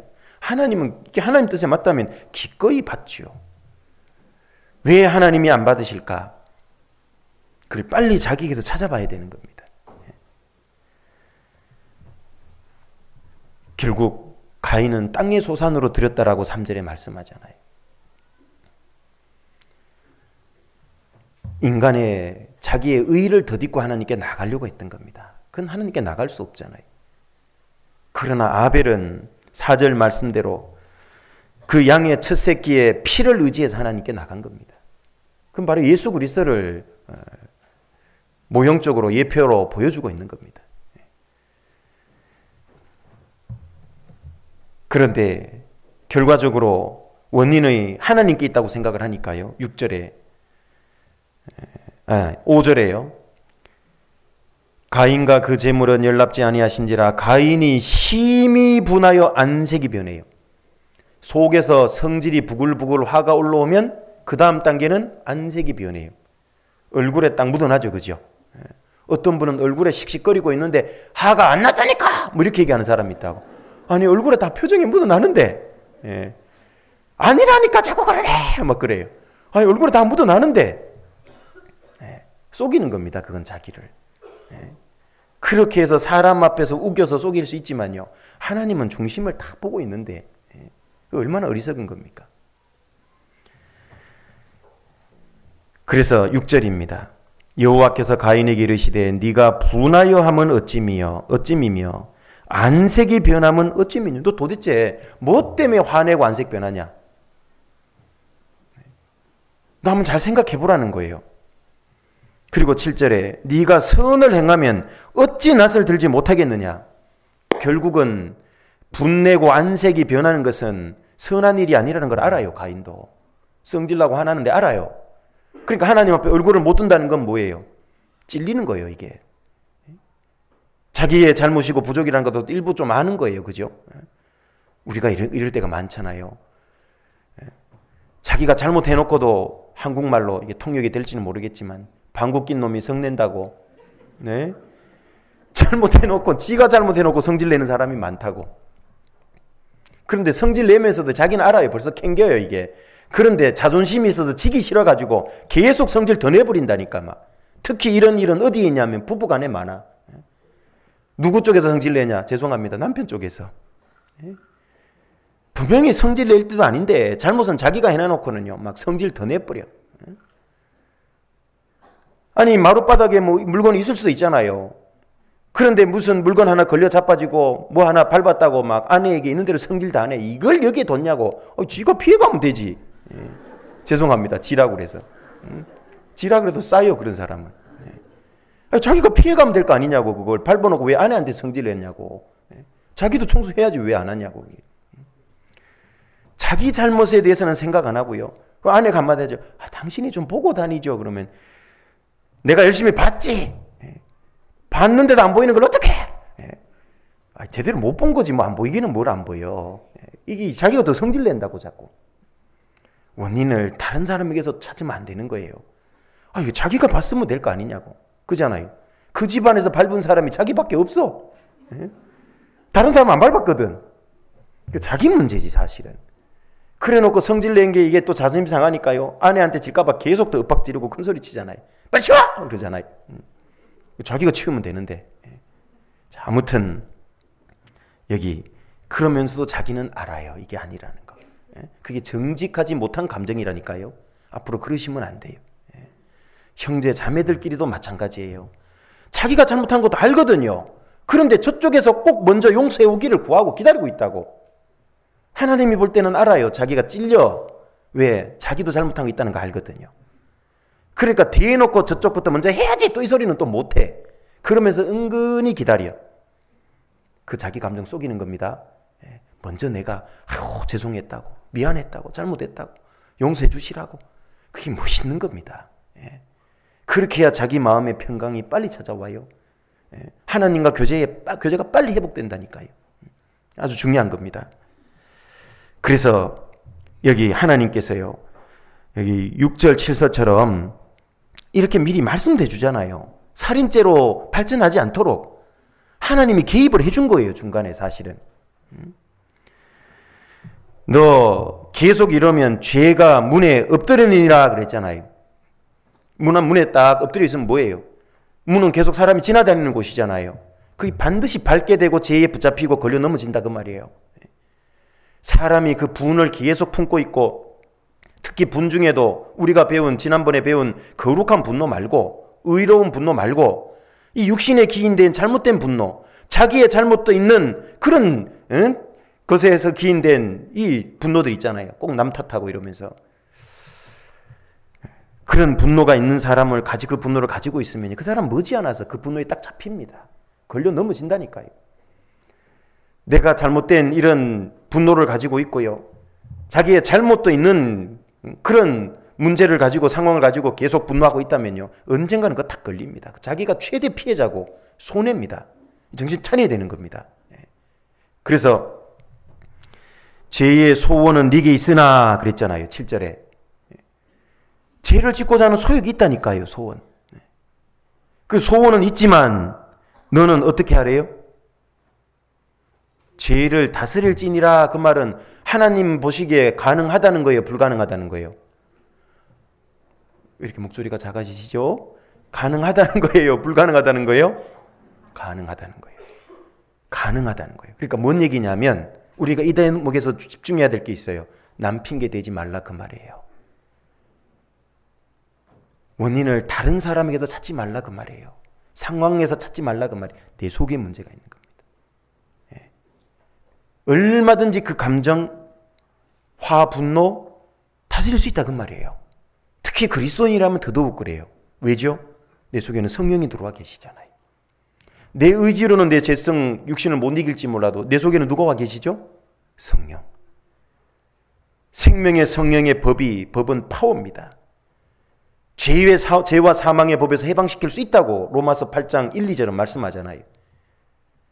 성경은 된다 그러는데 왜 나는 안 된다 그러냐. 그게 불순종이잖아요. 그게 속이는 겁니다. 할 수 있거든요. 내 속에 성령이 계신 겁니다. 성령이 정상적으로 활동하시도록 해드리면 이기는 거예요. 그런데 왜 못 이기느냐. 성령이 있어도 구원받고 성령의 역사가 소멸돼서 그래요.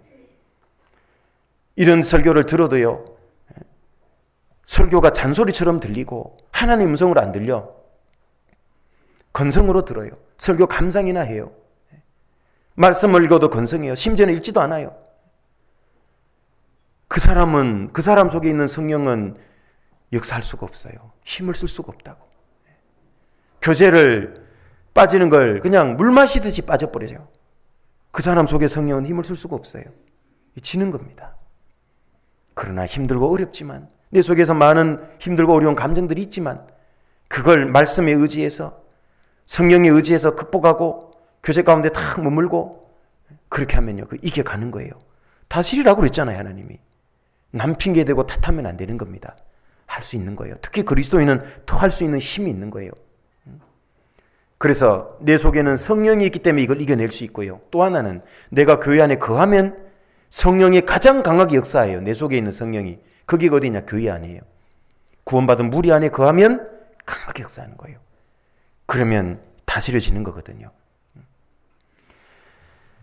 그런데 이렇게 하나님이 개입을 해서 살인죄로 이어지는 걸 막으려고 개입을 하고 말씀까지 주셨는데요, 하나님이 친히, 그럼에도 불구하고 8절에 보면 가인이 들에 있을 때에 다른 사람이 보지 않죠. 상황과 조건이 딱 주어진 겁니다. 쳐 죽여버렸습니다. 그냥. 네. 행동으로 옮긴 거죠. 실패한 겁니다. 결국은 가인은 죄인의 대명사, 불순종의 대명사, 지옥 갈 사람들의 어떤 대명사가 된 겁니다. 이 가인의 길로 달려가면 망한다고 그랬잖아요. 그래서 우리는 하나님 앞에 자기의 감정을 잘 다스려야 되고요, 신앙적으로 유익한 쪽으로 이걸 잘 써야 되는 겁니다. 이거 조절 잘못하면 신앙이 완전히 망하고, 구원받았기 때문에 구원은 안 이루어지지만 신앙생활은 완전히 망칠 수 있는 겁니다. 이걸 잘 조절하고 다스려야 되는 겁니다. 자, 구체적으로 감정을 어떻게 하면 잘 조절하고 다스릴 거냐는 다음 시간에 배우고요. 오늘은 남은 조금의 시간을 통해서 이제 구체적으로 그리스도인이 가져야 될 감정, 어떤 감정을 가져야 될까? 첫 번째는 공감입니다. 공감을 할 줄 알아야 돼요. 그리스도인이 가져야 될 감정, 공감입니다. 우리가 읽었던 로마서 12장 15절 다시 돌아가 보겠습니다.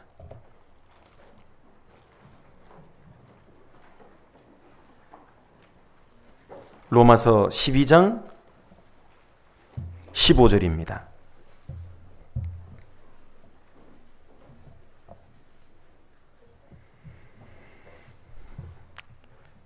(12장 15절) 같이 읽어보시겠습니다.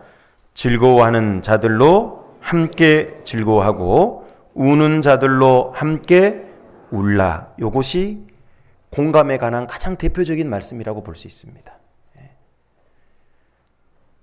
그리스도인이, 특히 마지막 시대를 살아가는 그리스도인이 품어야 될 합당한 감정, 공감입니다. 공감. 이건 아주 중요한 겁니다. 여러분들은 주변에 있는 형제 자매님들과 공감하고 있는 게 어떤 게 있죠? 공감하고 있는 게 있어야 되겠죠. 그죠? 하나님과 같이 공감하고 있는 게 뭐가 있겠죠? 뭐가 있죠? 갑자기 여쭤봐서 아무것도 없을 것처럼 느껴지만 아마 잘 생각해보면 있을 수도 있어요. 근데 실제 아무것도 없을 수도 있어요. 왜? 하나님을 의식하지 않고 형제자매를 의식하지 않고 살면, 자기의 감정과 생각에만 충실해서 살면 공감대라는 게 없어요. 맞죠? 공감되는 게 없습니다. 이 공감은 아주 중요한 겁니다. 교육의 출발도 뭐라 그러냐면 라포 형성 또는 레포 형성이라 그러죠. 그 라포 레포가 공감대입니다. 공감대. 그 공감대를 형성하지 않으면 교육은 안 됩니다. 복음을 전하는 것도 마찬가지입니다. 전도도 공감대가 형성되지 않으면 전도가 안 됩니다. 잘 아시는 대로 예수님께서 사마리아 수가라는 동네에 가셨는데 우물가에서 한 여인을 만났습니다. 그 여인은 물길로 나온 여인이에요. 그죠? 이 여인의 관심은 지금 물이에요, 물. 그런데 예수님께서 이 여인의 관심이 물에 있다는 걸 알고요, 그 여인과 같은 물에 대한 얘기로 전도를 시작하는 겁니다. 그게 공감대라고 그래요. 여자여, 물 좀 달라고 그랬잖아요. 그러니까 이 여자가 뭐라 그래요? 당신은 유대인으로서 사마리아인 여자인 나에게 물을 달라고 그러냐고. 이 공감대가 전혀 없는 거예요, 지금. 왜? 유대인은 사마리아 사람들을 개 취급했거든요. 아시리아에서 사마리아 유대인들은 반은 끌려가고 반은 다른 민족들을 아시리아가요, 정복했을 때 사마리아 쪽을 다른 민족을 갖다 놓고 섞여 살게 해서 피가 섞이게 해버린 겁니다. 그래서 피가 섞였다고 개 취급을 한 겁니다. 상종을 안 하는 거예요. 공감대가 없는 거예요, 이 두 사마리아 사람과 유대인들은. 거기다가 이 사람은 여자고 예수님은 남자로 돼 있잖아요. 더더욱 남녀는 가까이 안 하니까 더욱 공감대가 없는 거예요. 그런데 물 달라 그러냐고 이렇게 얘기를 하잖아요. 근데 예수님이 뭐라 그럽니까? 물을 달라고 하는 네가 누군지를 네가 알았다면 너는 그에게 구했을 거고 그는 다시는 목마르지 않을 물을 너에게 줬을 거다. 이야, 이 여자의 가장 가려운 대로 확 긁은 거예요. 이 여자는 지금 남편 5명을 갈아치우고 6번째 남편하고 살잖아요. 옛날에는 요즘 같으면 능력자 뭐 이렇게 표현하더라고. 옛날 같으면 부정한 여인이에요. 요즘은 도덕관이 무너져가지고 능력자라 그런지 몰라도요, 다 무너졌잖아요. 그런데 이 여자는 남의 눈치를 봐가면서 부정한 여자라고 손가락질 받는 게 싫어가지고요, 난 몰래 물 들어온 거예요, 거기. 그런데 다시는 목마르지 않는 물이 있대요, 한 번 마시면. 그러니까 기가 솔깃하지요. 이 여자의 최대 관심사에 대해서 예수님이 얘기를 한 겁니다. 그게 공감대 전도예요. 전도 그렇게 하는 겁니다. 가장 관심 있는 부분부터. 너가 떠가는 이 물은 계속 떠다가고 마셔봤지만 이때까지 어떻느냐? 계속 목마르지 않더냐? 그런데 내가 주는 건 목마르지 않다. 예수님이 주는 물이 뭡니까? 요한복음 7장에 보면 믿는 자에는 그 배에서 생수의 강이 흘러 넘치리라 그랬잖아요. 그것은 믿는 자가 받을 성령을 가리켜 말씀한 거다. 영적인 생수, 성령입니다. 다시는 목마르지 않는다. 그 여자의 관심사로부터 시작해서 전도를 하잖아요. 복음을 전하시잖아요. 그 공감됩니다. 공감대. 공감하지 않으면 아무것도 안 돼요. 전도도 안 되고요, 형제자매들과 교제도 안 됩니다. 공감이 아주 중요한 겁니다. 성경에 우리는 외인도 아니고 손도 아니에요. 한 가족이에요. 가족은 공감해야 되는 거지 않습니까? 가족 중에 누가 아프면 같이 아파야 되는 거 아닐까요? 그게 공감인 겁니다. 누가 좋은 일 있으면 같이 즐거워해야 되지 않을까요? 그게 가족이고 그게 공감이라 그러는 겁니다. 그런데 구원받았다고 하는 사람이 교회에 왔는데요, 어떤 분이 구원을 받아도 그 즐거운 마음이 없어요, 그 사람 때문에. 어떤 사람이 신앙 때문에 고난받고 핍박받는데 그 사람 보면 아픈 마음이 없어요. 공감이 전혀 없는 거예요. 정말 그렇다면 내가 신앙이 어리든지 문제가 있든지 아니면 딴 동네 사람이든지 고민을 해봐야 되는 거겠죠. 한 가족이 됐다면 같이 아파하는 거예요. 탈무드에 나오잖아요. 어떤 사람이 머리가 둘이에요. 그런데 이 사람이 이 몸이 서로 한 몸이냐 딴 몸이냐를 알기 위해서는 어떻게 하면 된대죠? 그 한쪽에다 뜨거운 물을 딱 부어보면 어떻게 돼요? 이쪽에서도 같이 뜨거워하면 한 몸이에요, 한 몸. 근데 이쪽은 뜨거워 하는데 저쪽은요, 희죽희죽 웃고 있으면 그 딴 몸이잖아요. 구원받은 그리스도인은 한 몸이에요, 한 몸. 우리는 한 몸으로 부르심을 입었다 그랬잖아요. 서로 공감되는 삶을 살아야 돼요. 혹시 그러지 못했다면 지금부터라도 그렇게 사셔야 돼요. 그래야 신앙이 깨어나는 겁니다. 감동과 감격이 있는 신앙생활이 시작돼요. 그래야지 내 신앙이 윤택해지고 하나님이 주시는 감동과 감격에 젖어 살 수 있어요. 다른 형제자매들과 공감하는 것이 없다면요, 그만큼 감동과 감격할 기회를 잃어버리는 겁니다. 누구 손해죠? 나의 손해예요. 나의 손해예요. 공감하려면 알아가야 돼요. 공감하려면 모임 참석해야 돼요. 교제 참석하셔야 된다고. 맞죠? 그래야 어떤 형제자매들이 힘들고 어려운 거 간증할 때 들어보고 저 형제님 저 자매님이 저런 어려운 게 있었고 또 저런 즐거움이 있었고 최근에 남편이 구원받았고 최근에 자녀가 구원받았고 최근에 부모가 구원받았구나. 공감하잖아요. 같이 즐거워하고 기뻐할 수 있잖아요. 내 신앙이 좋아지는 겁니다. 그런데 모임을 등한시하면 어떻게 되죠? 그 기회를 잃어버리는 겁니다. 자기 신앙에 엄청난 손해를 가져와요. 신앙이 무미건조해지죠. 신앙생활에 감동, 감격이 적당히 딱 하나님으로 오는 것이 더해지면 신앙에 은혜가 넘친다고 그러는 겁니다. 그래서 여기 이 공감대는 아주 중요한데요. 잠언 18장 13절에도 보면 사연을 듣기 전에 대답하는 자는 미련하다고 얘기를 했어요.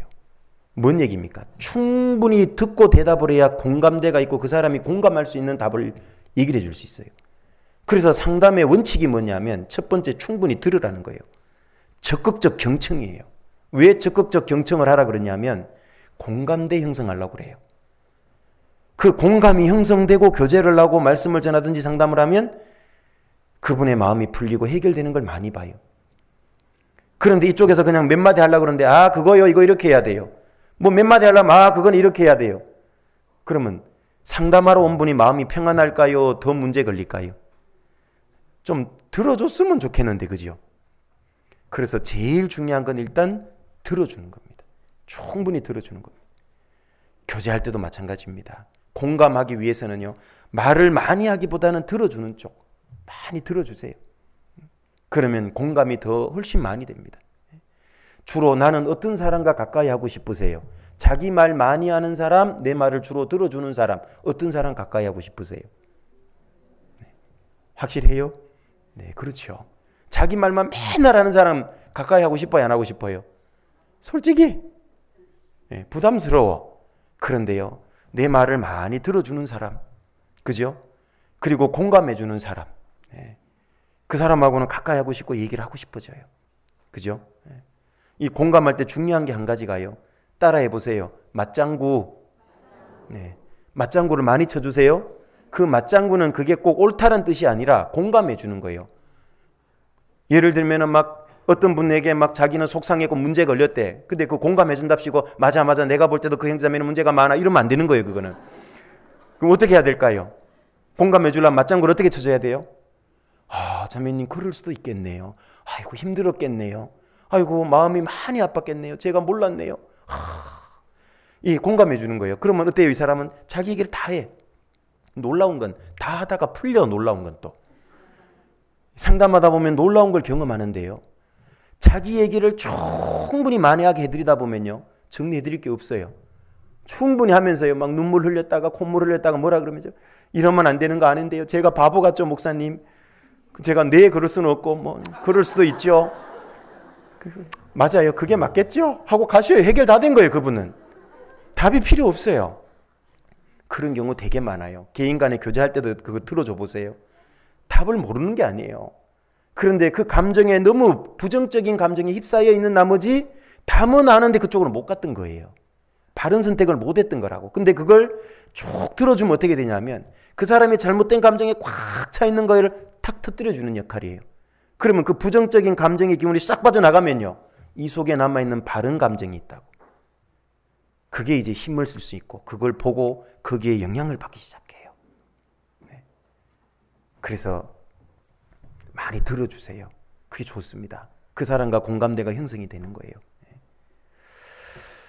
그래서 여기 본문에 보시면 즐거워하는 자들로 함께, 즐거워하고 우는 자들로 함께, 함께라는 단어가 몇 번 들어가 있죠? 이 짧은 구절 속에 2번 들어가 있어요. 함께 해주는 거예요. 함께. 이 공감을 하고 공감대가 형성되려면요. 그분을 위해서 시간을 내주고 함께 해주는 거. 이게 아주 필요해요. 그렇다고 해서 요즘 같은 바쁜 시기에 뭐 둘이 맨날 묶어가지고 붙어 다니라는 얘기는 아니고 함께 한다라는 건 꼭 육체적으로 시간을 많이 보낸다는 의미도 있지만은 이 정신적으로 마음적으로 함께 해주는 거예요. 기도로 함께 해주는 거예요. 또 수시로 카톡이나 문자 SNS로 함께 해주는 거예요. 전화로 함께 해주는 거예요. 예를 들면은 이제 어떤 형제자매들 중에 가족을 누굴 한 분을 먼저 하나님께로 떠나보내면 얼마나 상심이 크게 마음이 아파요. 천국에 만날 소망이 있지만, 그러면 나 몰라라 하는 게 아니라요, 전화도 해드리고 기도도 해드리고 문자도 보내드리고 때로는 만난 것을 좀 사드리기도 하고 집에서 음식할 때 조금 싸와가지고 탁 나눠드리기도 하고, 그렇게 하면 어떨까요? 공감이 되잖아요. 힘내세요, 기도하고 있습니다, 화이팅, 좀 그런 걸 해주는 거예요. 그렇게 하면 힘이 나잖아요. 우리는 교회 안에서 위로와 힘을 얻어야 될 사람들이지 세상에서 어디 가서 위로와 힘을 얻을 수 있을까요? 그리스도인은 그런 사람이 아니잖아요. 우리가 교회에 와서 가장 많이 위로와 힘을 얻을 수 있는 건 공감입니다. 공감. 누군가 나를 알아주고 공감해주고, 그때 우리는요 힘을 얻고요, 그리스도인으로서 존재감을 느끼고 위로를 얻는 거예요. 그래서 함께 해주는 거예요. 함께. 물질적으로 뿐만 아니라 시간적으로 또 그리고 이 마음적으로 우리는 함께 해주는 게 필요합니다. 그리고 여기 즐거워하는 자들로 함께 즐거워하고 우는 자들로 함께 울라. 영어 성경에는 명령조로 되어 있어요. 한글 성경도 명령조로 되어 이렇게 하라고 되어 있는 거잖아요. 중요하니까 이렇게 말씀하는 거예요.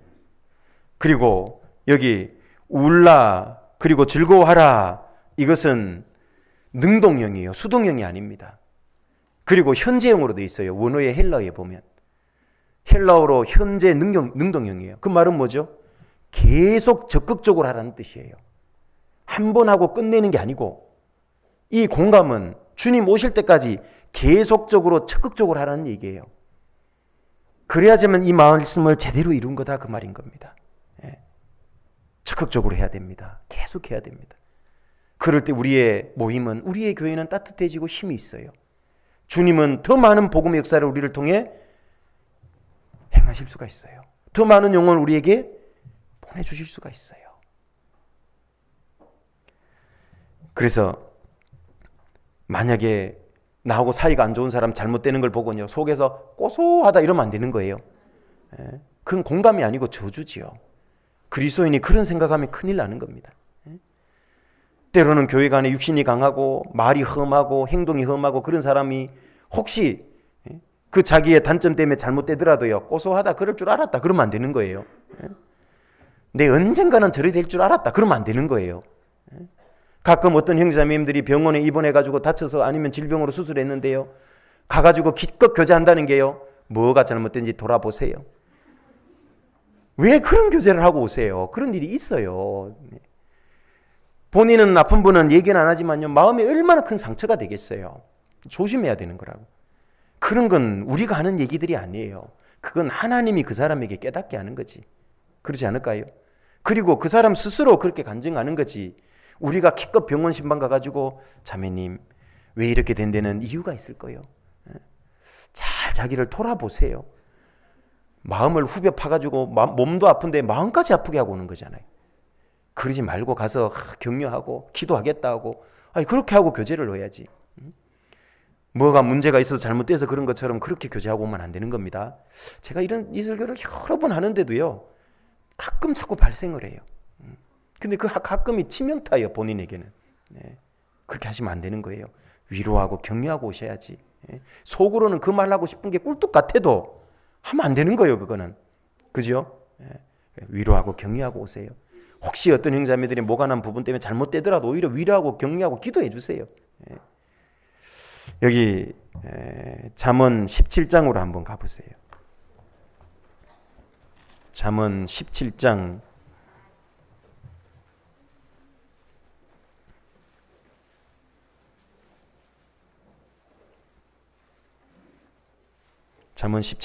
5절입니다. 같이 읽겠습니다.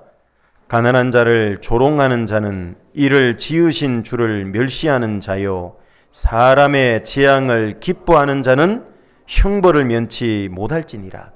이것이 하나님의 마음이에요. 이 하나님의 마음을 공감해야 된다니까요. 이 하나님의 마음을 못 읽으면 하나님과 공감된 신앙생활 못해요. 하물며 여기 사람의 재앙, 구원 안 받은 사람이 혹시 재앙 당하는 것 보고도 기뻐하면 안 된다면은 구원받은 형제자매들이 힘들어하고 어려운 일 당했다면요, 기도해 줘야죠. 기뻐하면 안 되는 겁니다.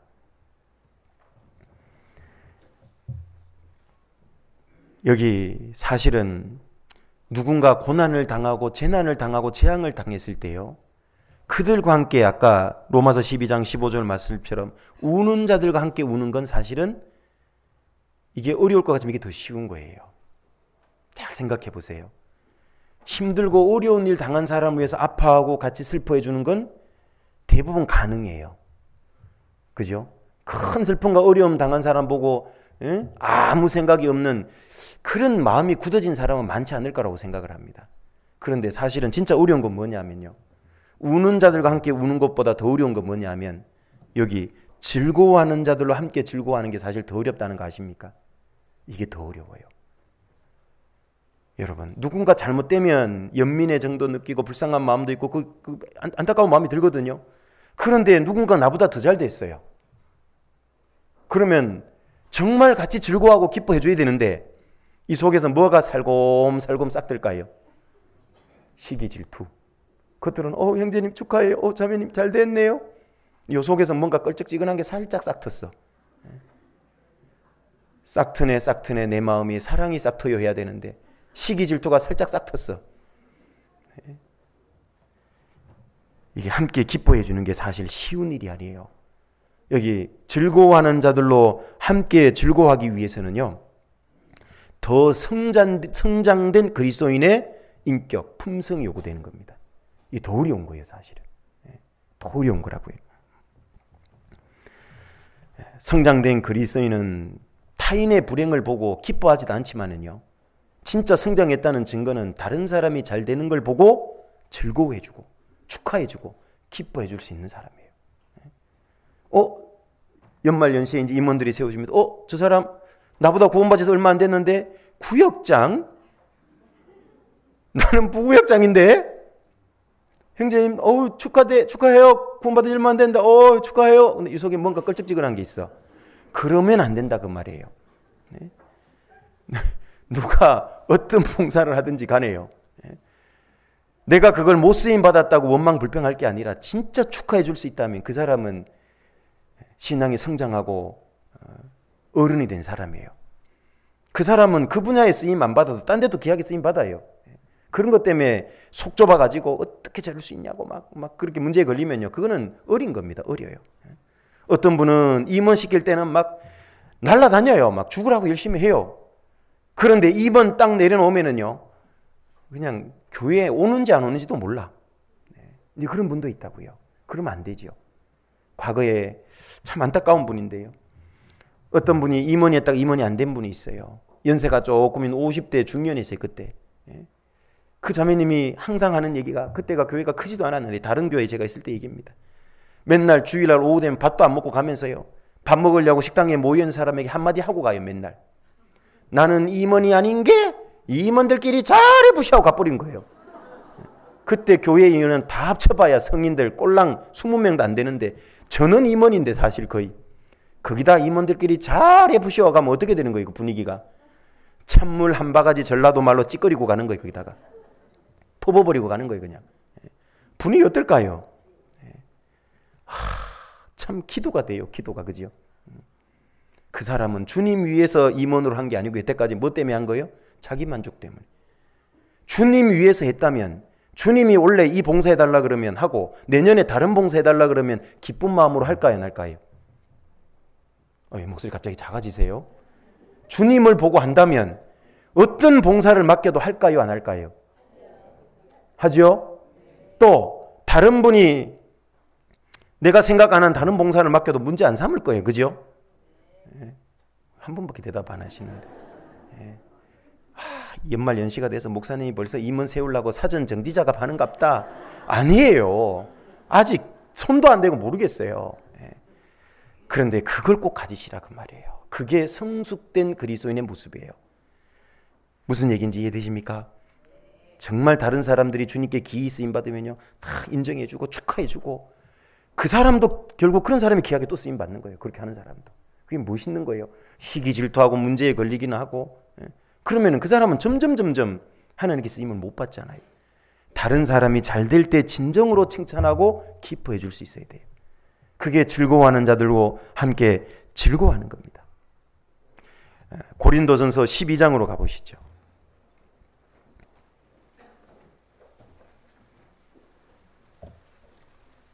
고린도전서 12장 26절부터 27절입니다.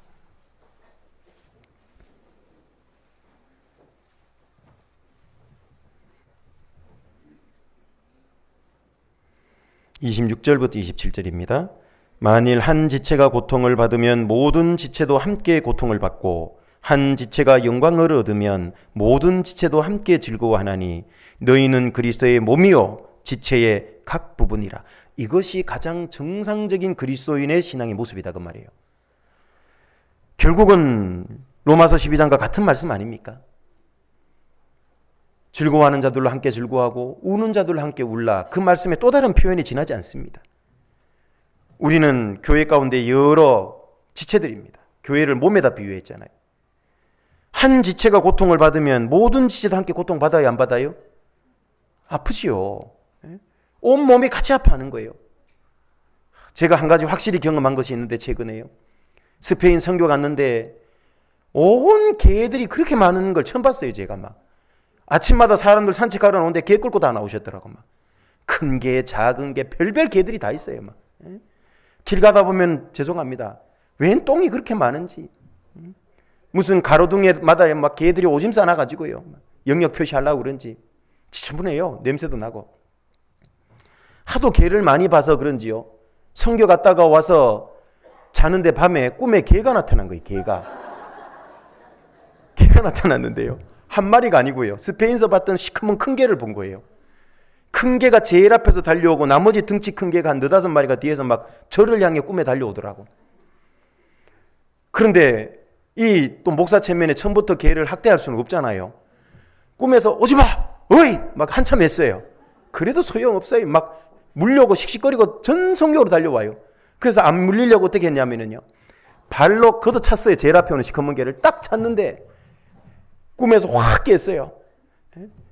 그 거실에 있던 테이블을 걷어차버린 거예요. 그거를. 발꼬락이 멍이 새카맣게 들었어요.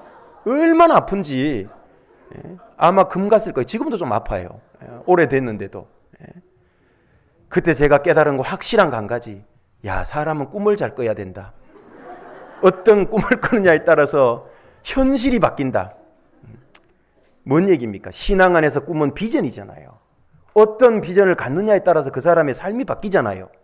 그거 한 가지 확실하게 한번 다시 생각했고요. 또 하나는 한 지체가 고통을 받으면 이 말씀이 너무나 확실한 거예요. 모든 지체가 고통받아요. 그거 꿈에서 깼는데도 제 손이 어떻게 했을까요? 오른 발가락 두 번째, 세 번째 발가락으로 달려가가지고 막 하고 난리 났어요. 저희 자매가 아주 실감을 했을 거예요. 그런데 한편으로도 얼마나 감사가 된지 몰라요. 감사가 됐다니까요. 뭐가? 이 두 가지를 깨달은 것도 감사인데요. 세 번째가 또 한 가지 더 감사됐어요. 하나님, 저희 자매를 걷어차지 않고 테이블을 걷어찬 게 너무 감사합니다. 그게 너무 감사가 됐다니까요. 만약에 저희 자매를 제가 발꼬락 새까마질 정도로 걷어찼으면 옆에 잤거든요. 어떻게 됐을까요? 실려갔을 거예요. 실려갔을 거예요. 이게 등치가 이게 체급이 완전 장난이 아니잖아요. 여기 한 지체가 고통을 받으면 모든 지체가 고통받아요. 이런 경험들 해보셨잖아요. 그죠? 그래서 구원받은 그리스도인은 같이 아파하고 같이 기뻐하고 같이 슬퍼하고 이걸 해줘야 되는 거예요. 그게 공감이고 공감대예요. 그게 진짜 우리는 신앙생활 제대로 하는 모습이 그게 정상적인 거예요. 특별한 게 아니고 이 공감이 있어야 돼요. 우리는. 그게 그리스도인이 가져야 될 공감대의 모습이에요. 그럴 때 신앙생활이요. 어떻게 되는지 아세요? 힘이 있어요. 힘이 있다니까요. 시험이 와도 세상으로 떨어져 나가지 않아요. 왜 그럴까요? 공감대라는 보이지 않는 그 신앙의 끈이 튼튼히 서로 엮여 있으면 어떻게 될까요? 어지간해갖고 세상으로 떨어져 나가지 않습니다. 맞지요? 그 보이지 않는 끈끈한 사랑의 공감대, 위로의 공감대, 돌봄의 돌아봄의 공감대, 그런 공감대가 다 형성되어 있으면은요, 신앙이 튼튼해지는 거예요. 세상으로 나가 떨어지지 않는 거예요. 그런데 그 공감대가 약하면 어떨까요? 조금만 문제 걸려도 교제에 떨어져 버리는 거예요. 그래서 형제자매들과 공감대를 많이 갖도록 해야 됩니다. 여기 에베소서 신약성경 에베소서 4장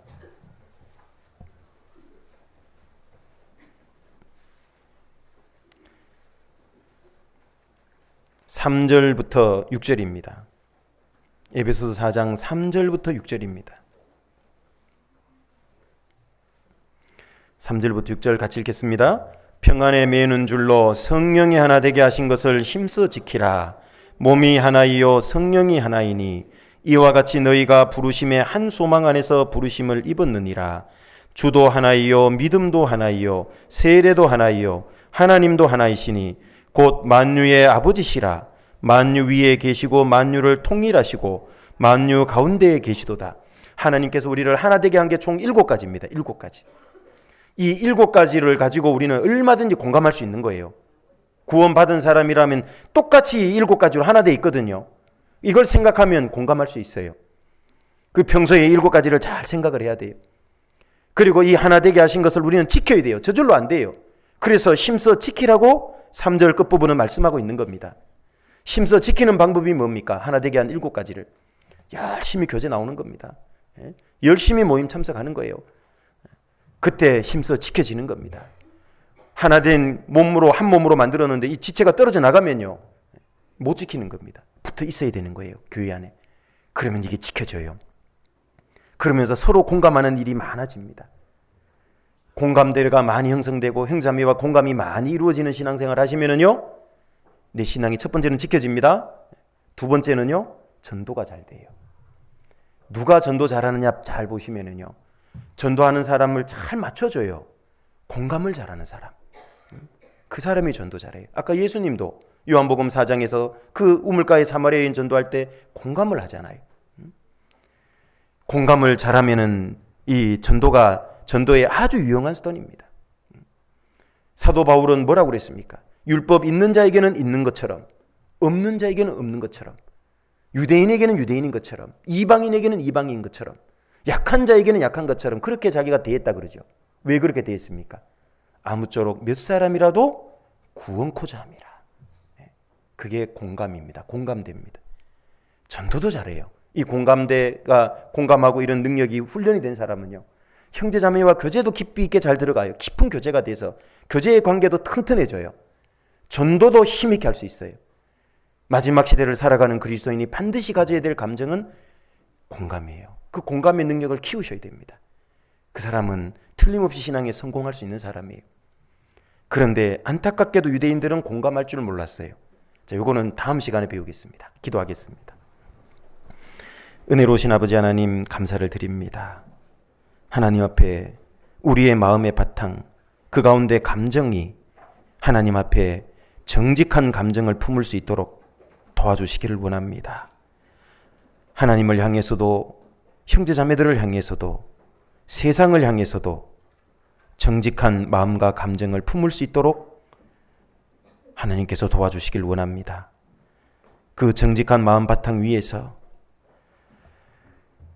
하나님과 형제자매들과 세상 사람들을 향해서 공감할 수 있는 능력을 더욱 키워가고 향상시켜갈 수 있도록 하나님 도와주옵소서.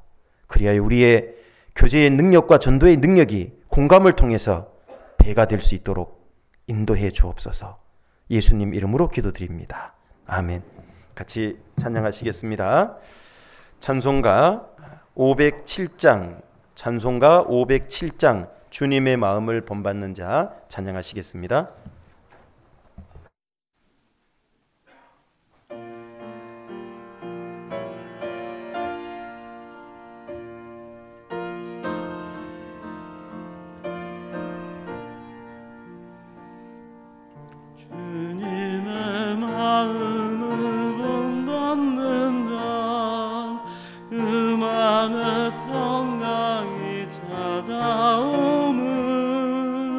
험악한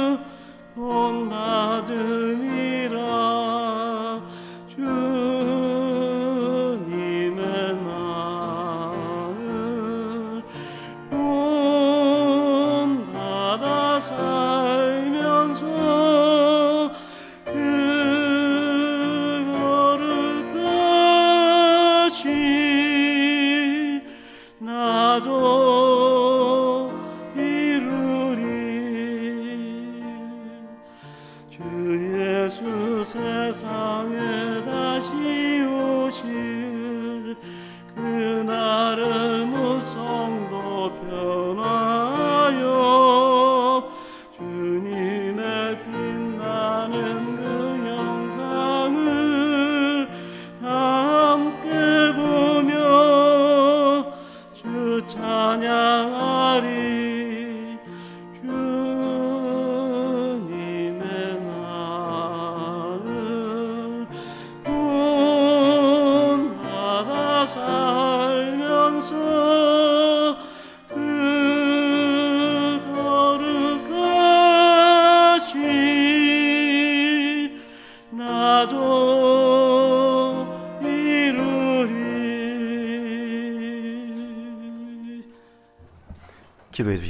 광고해 주시겠습니다. 네.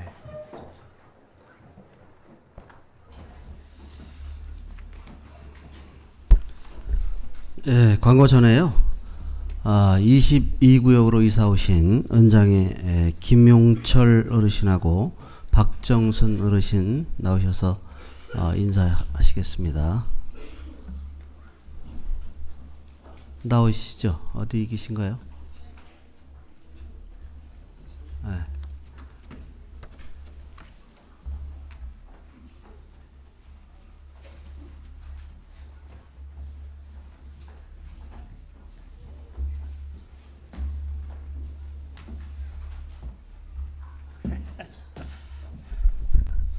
안녕하십니까.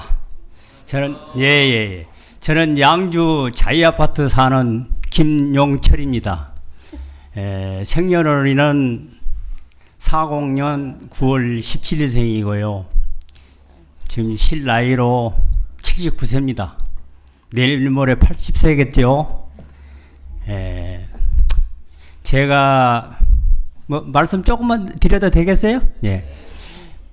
제가 이 침례를 접하게 된 동기를 간단히 좀 말씀드리면은, 제가 의정부에 살다가 포천 송우리로 2007년도에 내가 이사를 했어요. 그래서 거기서 의정부 순복음교를 쭉 다녔습니다. 묘하게 접해가지고요. 내가 그 앞에는 무신론자였죠. 그러다가 몇 년을 다니는데 우리 작은 딸이 의정부 침례 있죠. 그 의정부에 사면서부터 그 침례를 다녔던 모양이에요. 그걸 저를 전도를 하려고 무척 노력을 했죠. 그래서도 아닌가 해라, 이 침례는 이단이다, 제가 그렇게 평을 하고 절대 부인을 했었어요. 그러다가 포천으로 와서 의정부 순복음교회 시청 앞에 있는 거 크죠? 거기를 몇 년 다니다가 이제 우리 딸을 늘 접하게 됐어요. 작은 딸을.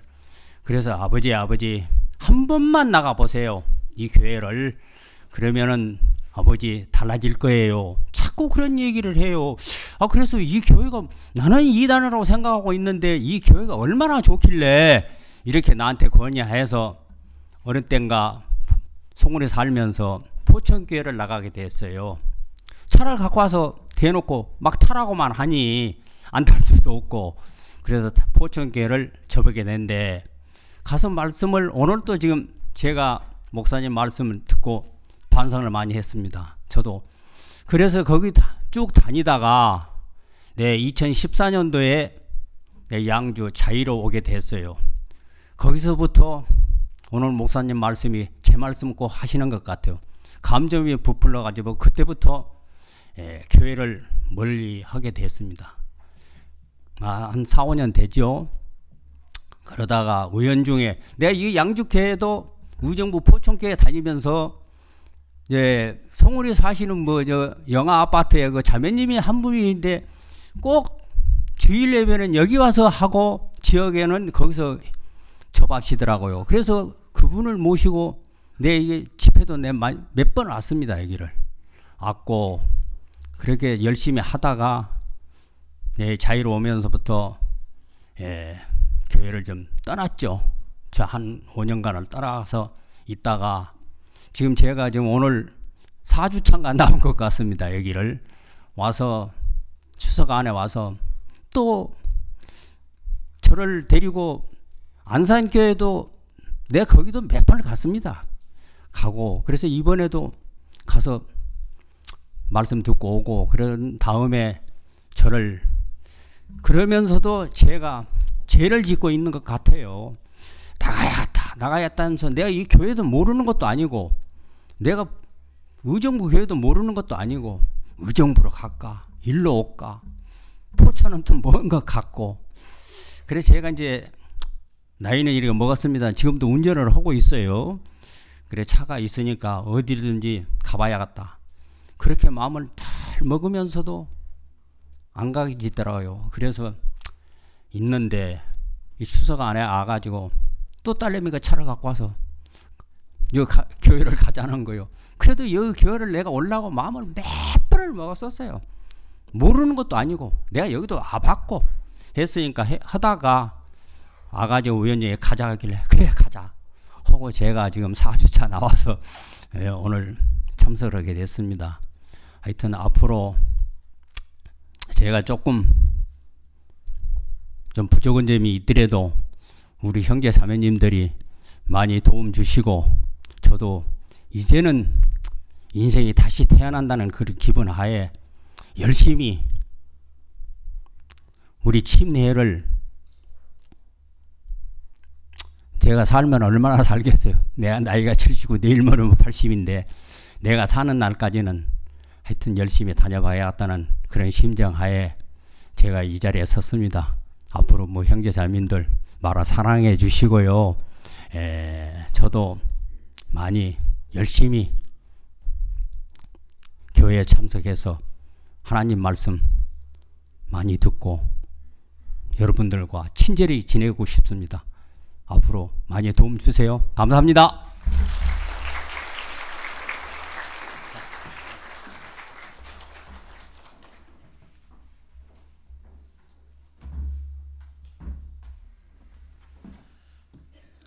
네, 광고 드리겠습니다. 중고등부 주말 전도집회가 12일 금요일서부터 14일까지 2박 3일 일정으로 진행이 됩니다. 소식지 뒤편에 보면 이제 33명의 기도 부탁자 명단이 있는데요. 그 어린 영혼들 보고 기도해 주시고요. 그리고 3, 4교구 전도집회는 10월 15일부터 한 주간 진행이 됩니다. 뒤에 보시면 46분의 그 기도 부탁자 명단이 있습니다. 그분들 보고 기도해 주시기 바랍니다. 그리고 두 집회의 말씀을 전하실 박경수 목사님하고 형제님들을 위해서도 기도해 주시기 바랍니다. 주간 일정 안내 드리겠습니다. 10월 9일 날 화요일 날은 31구역, 32구역 구역 모임이 소강당에서 했습니다. 그리고 41구역, 42구역 모임은 역시 10월 9일 날 초등부실에서 있습니다. 착오 없으시기 바랍니다. 교회 소식 안내해 드리겠습니다. 방송 문서 미디어 선교 수련회가 10월 8일 날 갈릴리 수양관에서 있습니다. 해당되시는 그 형제자매님은 참석하시기 바랍니다. 그리고 가을 바자회가 10월 14일 다음 주 주일 날 개최가 됩니다. 그 세계 선교 헌금 마련을 위해서 개최가 되니까요. 선교 헌금에 동참한 마음으로 참여해 주시면 좋겠습니다. 그리고 은빛 작년의 야외 교제가 돌아오는 토요일 날 20일 날 전곡 선사 유적지에서 있습니다. 당일 날 10시 반에 교회당에서 출발을 합니다. 그리고 18일 날 목요일 날은 그 연천 교회당에서 의정부 권역 모임이 있습니다. 18일 날 10시 20분에 있는데요. 우리 교회당에서 9시 40분에 출발할 예정입니다. 그래서 은장회 어르신들하고 어머니회에서는 시간이 되시면 9시 반까지 교회에 나오시면 되겠습니다. 그리고 봉사회에서 동두천에서 개최하는 별자리 축제에 참여를 하게 됩니다. 참여 목적은 교회에서 필요한 화물 차량 구입 비용 마련을 위해서 하게 되는데요. 봉사회하고 어머니에는 봉사에 참여를 좀 해 주십사 부탁을 드립니다. 그래서 화요일 날 9시부터 봉사를 하고요. 목요일 날 퇴근 후에, 그리고 토요일 날은 10시부터 이렇게 봉사를 진행하게 됩니다. 그 일정 참고하셔가지고 많이 참여를 할 수 있도록 부탁을 드립니다. 그리고 금일 모임 안내드리겠습니다. 식사하시고 청소하신 다음에 1시 반에 봉사부서 모임 있고요. 이삭부 모임도 있습니다. 전체 임원 모임은 3시 반에 소강당에 서 있습니다. 식사 맛있게 하십시오.